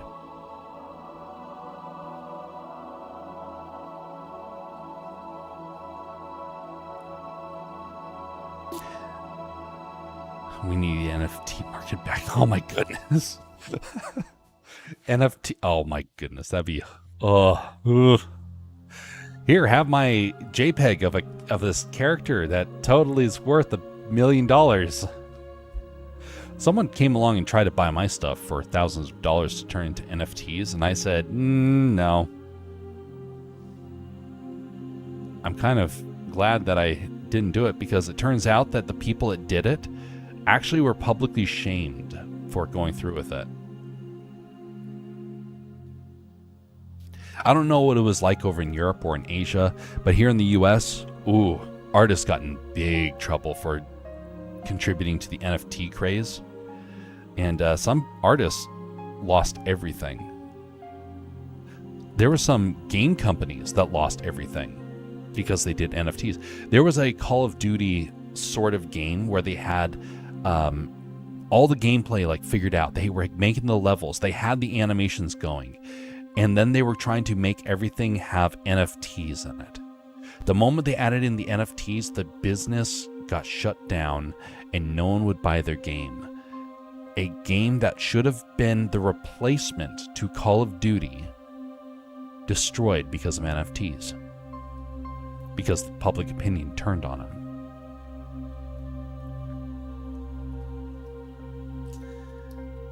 What did the guy do then? Well, he wanted to get rich quick. He didn't want to actually make a good product. And so rather than finish the game and publish it, he said, nope, you guys don't deserve the game now. And he just shut it down. A fortune spent to make this game. And he just let it die. Goes to show what he actually wanted. He didn't want to make the game because he loved it. Although he pretended that he did, it's like, I'm a gamer. I want to make a good quality game that everybody loves. Oh, what? You don't want to buy my NFTs? Fine. I'm just going to destroy the game that I made. What? You know what I actually think? I don't think he actually made the game. I think he lied. You don't just get rid of a game if it's finished.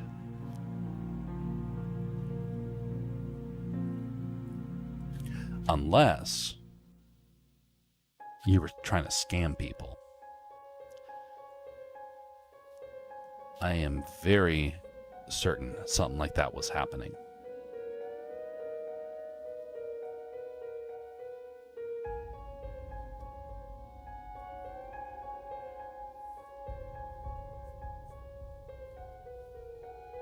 I'll totally apply for a Nintendo artist job. Easy and fun money. That'd be a lot of fun. Nintendo does a lot of artistic stuff. I'll bet it's probably a really tough job to try and get into. But it has a lot of potential. Nintendo's doing more than most places.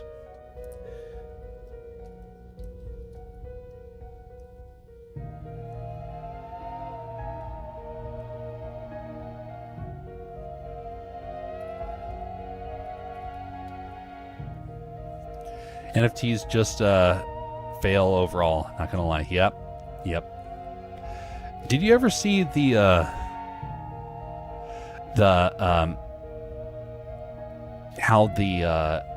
was it? The Bored Ape craze that finally crashed and what it crashed over?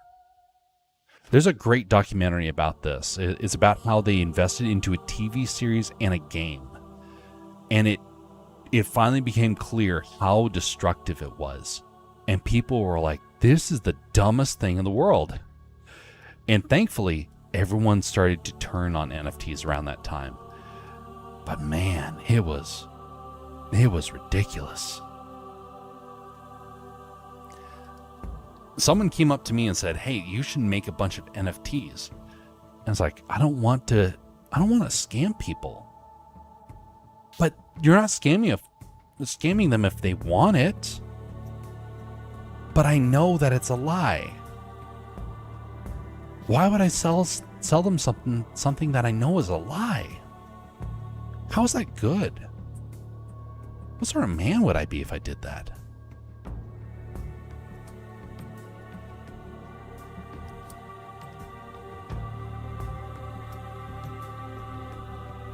What sort of man would we all be if we were to say, you know what?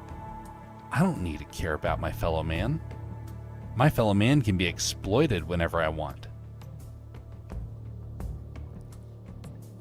Then we're no better than these big evil businesses that exploit people. And I want to be above that. I want to do what's right. Not because you make money off of it, but because, well, you want to love your fellow man. You want to be kind and considerate.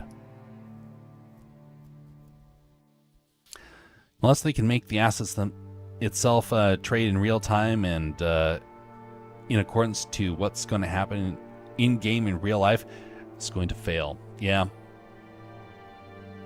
So here's the reason why NFTs will always, always, always fail.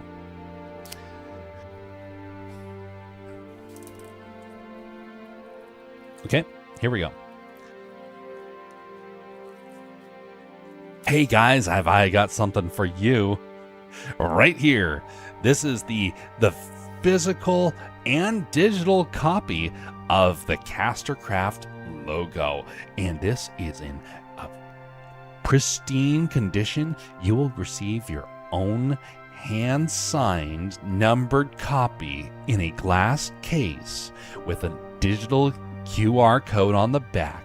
You'll be able to show all your friends that you yourself are a big supporter of Castercraft. And also, did I tell you this is an investment? Oh, it's going to cost a lot of money one day. You better get in on that craze because, you know, one day it's going to be worth millions of dollars, and it's only being sold for the low, low price of $19,000. You going to buy it? What? No takers? Did I tell you it's on sale for $18,000? Still no takers? You do realize this is collectible, right? Oh, just ignore the big stack of them that I have over here on the side. No, I'm totally not making multiple copies of this. No, it's one of a kind because it's signed. It's numbered. You know, how about just buy it for a couple $100? It will appreciate in value.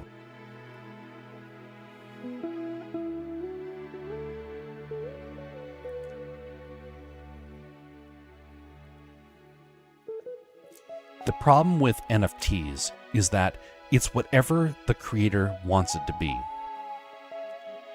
But if people deny it, the whole scam starts to fall apart. If I have something to sell, this right here, per sticker, probably cost me about 25 cents a piece to make. 25 cents. It's actually not bad. Now, for resale, to account for the amount of time it's spent on the art, in shipping and whatnot, you might be able to sell it for $5, $10, $12 if you're lucky. But that's where it kind of caps off. If that's what we treat something like this, why would we have something that is a digital copy that people can just copy with their own PC? Why would we claim that it's worth anything? That makes no sense. Not dollars either. The thing is that if everyone is a millionaire overnight, what are you going to spend your money on?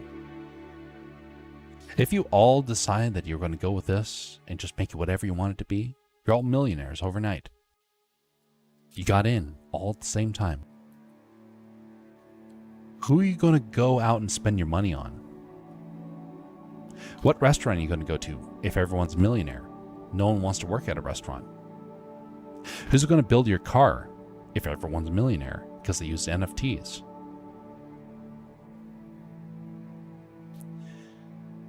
What is money? Money is a representation, not of currency that the government makes. No, it's a representation of labor. How much time you spend making.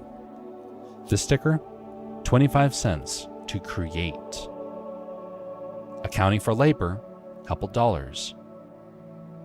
It's not whatever I want it to be. This is a representation of labor. You can make a profit off of it. But if you go too outlandish, then other people are going to be like, why don't I just do it myself? Remember when Bitcoin was so popular And I know it still is popular, but it was like skyrocketing and people like, yeah, we're all going to get in on Bitcoin. And what happened? Tens of thousands of new cryptocurrencies popped up overnight. Bitcoin is one of thousands. But it's limited, yeah. So is Ethereum. So is Mooncoin. So is Scamcoin. Yes, those are real coins. And people rug pull with it.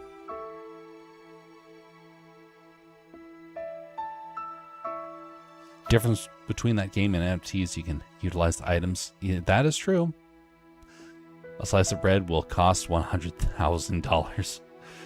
It would at that, and everyone would be a pauper overnight. Because you know why? Most people will have lost their skill set. By the way, that's one of the big problems of AI right now. People are losing their skill sets. The class slider just goes up. Millionaires become middle class, and the 1%ers become quadrillionaires. Oh yeah, even higher than that. All it does is it makes everyone else poorer.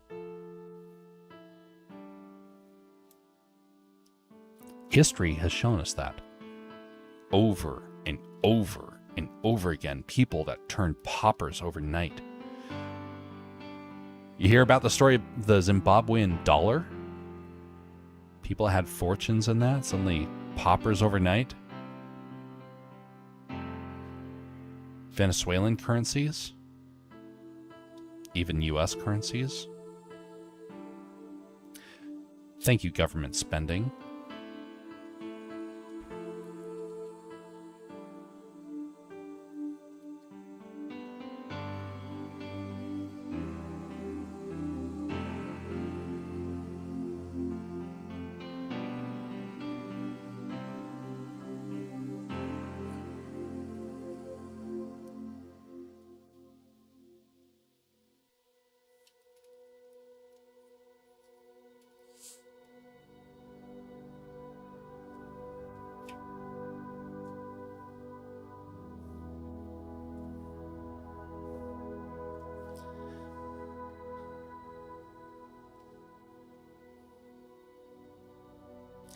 You know, that's one of the reasons why back a couple of years ago, back when crypto was still a craze and people were trying to make their own coins, there were some people, wrong button. Back when crypto was still a craze and people were trying to make their own coins, there were some people, wrong button. That was not supposed to be what I pressed. Just a second. Program is probably going to glitch. Program is glitching. Great. Stop glitching. I didn't want to press that. Stop it. I don't need Blender. Close Blender. Blender, cooperate.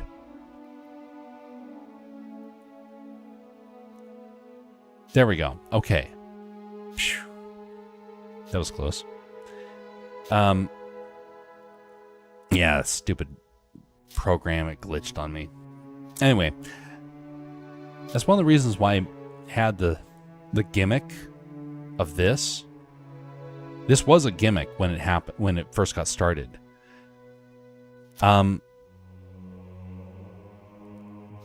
this was, somebody said, oh, you should make a cryptocurrency. Because back before I had this, I had like this idea, like I was telling people how crypto was a scam. They said, you should make your own crypto. I was like, no, I'm not going to make crypto. And so as a joke, I made channel points, the pieces of silver that people were joking about, that, hey, you should make a crypto currency. And it's nothing more than channel points. But the thing is that there's no, I put a value behind it of time spent watching. It's not supposed to be a representation of whatever I want it to be. It's supposed to be a representation of time. But in doing so, it made me think, how does a cryptocurrency have its value? Why do we give it any value? Why do we give an NFT any value? is whatever we want it to be. But here's how it all breaks down. What if it actually represented something? It represented actual gold. It represented silver. It represented lumber as part of like the industry. What if it represented housing investments?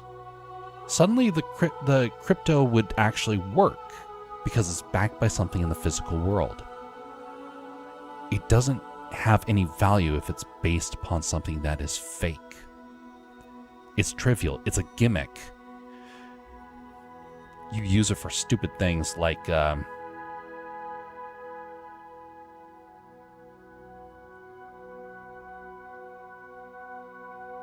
mind. It's a glitch on me. You use it for stupid things like what I got going on right over here. This would have been a lot better if I actually timed this a little bit better, okay? So pretend I'm just saying that for the first time here, okay? It would work a whole lot better if it was based on something real rather than whatever you want it to be. Otherwise, you get stupid things like this.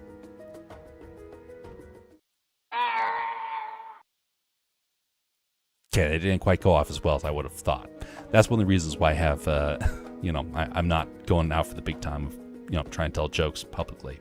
But anyway, it all is based upon something real. And you have to have it based upon something real. When you have it based on whatever the creator wants it to be, they can ratchet up the price and you get scammed.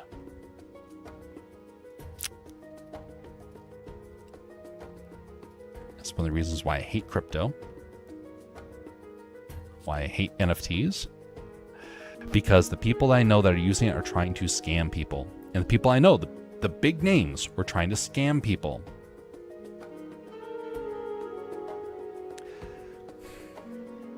That's why the guy killed the game that he was making. Because he wasn't going to be able to make his money back. He's like, it's going to be NFTs. Great.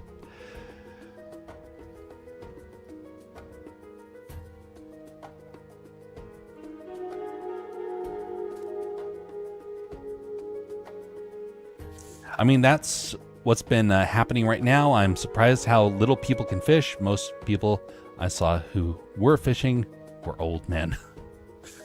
Yep. Real estate was the OG of NFTs. Oh, yeah. You're right.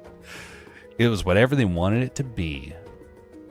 Hey, that house over there is missing a roof. That's not your problem. It's worth $1 million. What?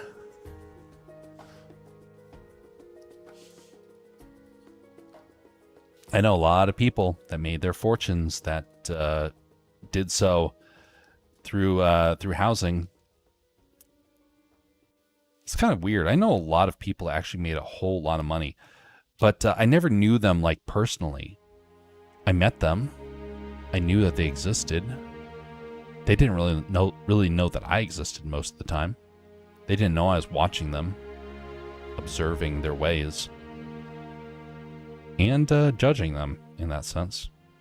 Watching how they use their money to harm people.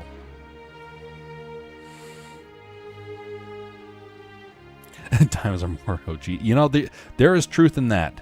There is truth. Diamonds are common. It's one of the reasons why they're using tools so easily. We can produce them ourselves now. Sapphire is a little bit harder to make, as are rubies. Emeralds, ooh, those are really hard, as I understand. But even so, those ones I think you can create rubies in Sapphire, but I don't think emeralds are something we can yet produce. I might have that wrong, but it is kind of interesting how difficult it is to make those stones.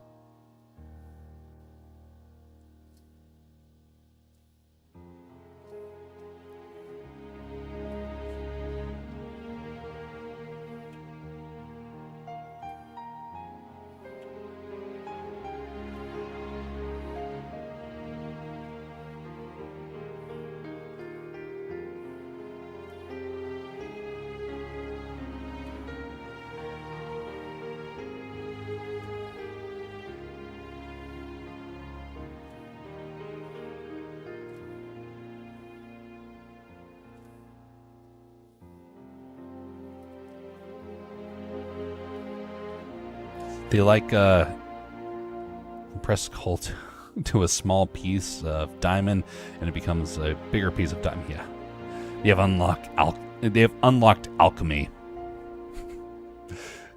The power.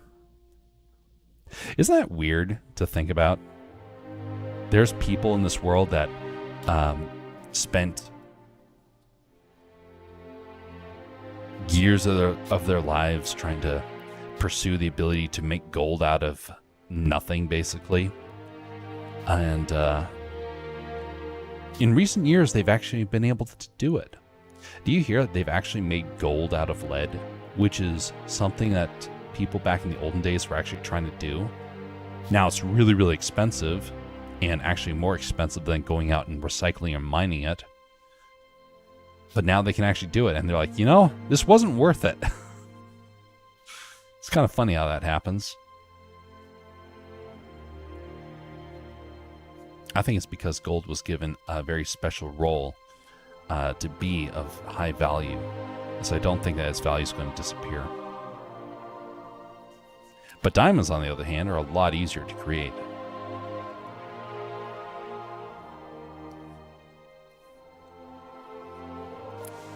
By the way, we're about ready to wrap up. We've been going on for almost 4 hours. Actually, exactly 4 hours at this point. We're going to be wrapping this up, but I do want to pass on once more the message to the people across the different platforms. Right now, we're on 3 platforms. So we are on YouTube, we're on Rumble, we're on Twitch. Next week, that changes. We will no longer be on Twitch. We are going to be going primarily to YouTube and Rumble. And for a little time, until I can figure out a better platform, we're going to be going to X. That has to do with the violent rhetoric that has been appearing on Twitch as of late. I can no longer overlook it. We got inundated with it last year. Earlier this year, it got really, really, really bad. This last week, it has gotten out of control. And so we are going to be leaving this platform over on the Twitch side. So we will still be on YouTube. We'll still be on Rumble. But it's going to be split up a little bit. Twitch is the combination of both Alaska Man Jeff and also Castercraft. YouTube and Rumble, it is split up. Both of them have a Alaska Man Jeff channel and a Castercraft channel. For those that want to be able to see that, though, that is how you're going to be able to follow that. The links are on the Castercraft website, and it will be something that, as we get closer to the end of next week, I'll be clarifying that all the more, and we will have a send-off moment here on the Twitch side, and the announcement will solidify that. But anyway, our government paying for gold is illegal. Oh no. Damn you, Bezos. I know exactly. I'm like, Bezos, you have crossed the line ever since I worked at Amazon. The villain. I do not approve of anything Bezos has done. He has been a very unethical man. But he has allowed a platform that has gotten very violent, very threatening, and can no longer ethically stay over here. So, anyway, we're going to be bringing this stream to an end. Again, I'll be continuing to reiterate these plans as we go forward. But anyway, very much appreciate for you folks coming along. Hopefully you found something of merit. And if you're on one of the platforms that can like or dislike, would you consider doing so? Until then, folks, have a very pleasant evening and morning, everybody. Regardless of what happens in this world, be civil to one another. Unlike what Twitch is doing, be civil to one another and show love and kindness, because we need that more than ever these days. Have a good night, one and all. I'll see you next time.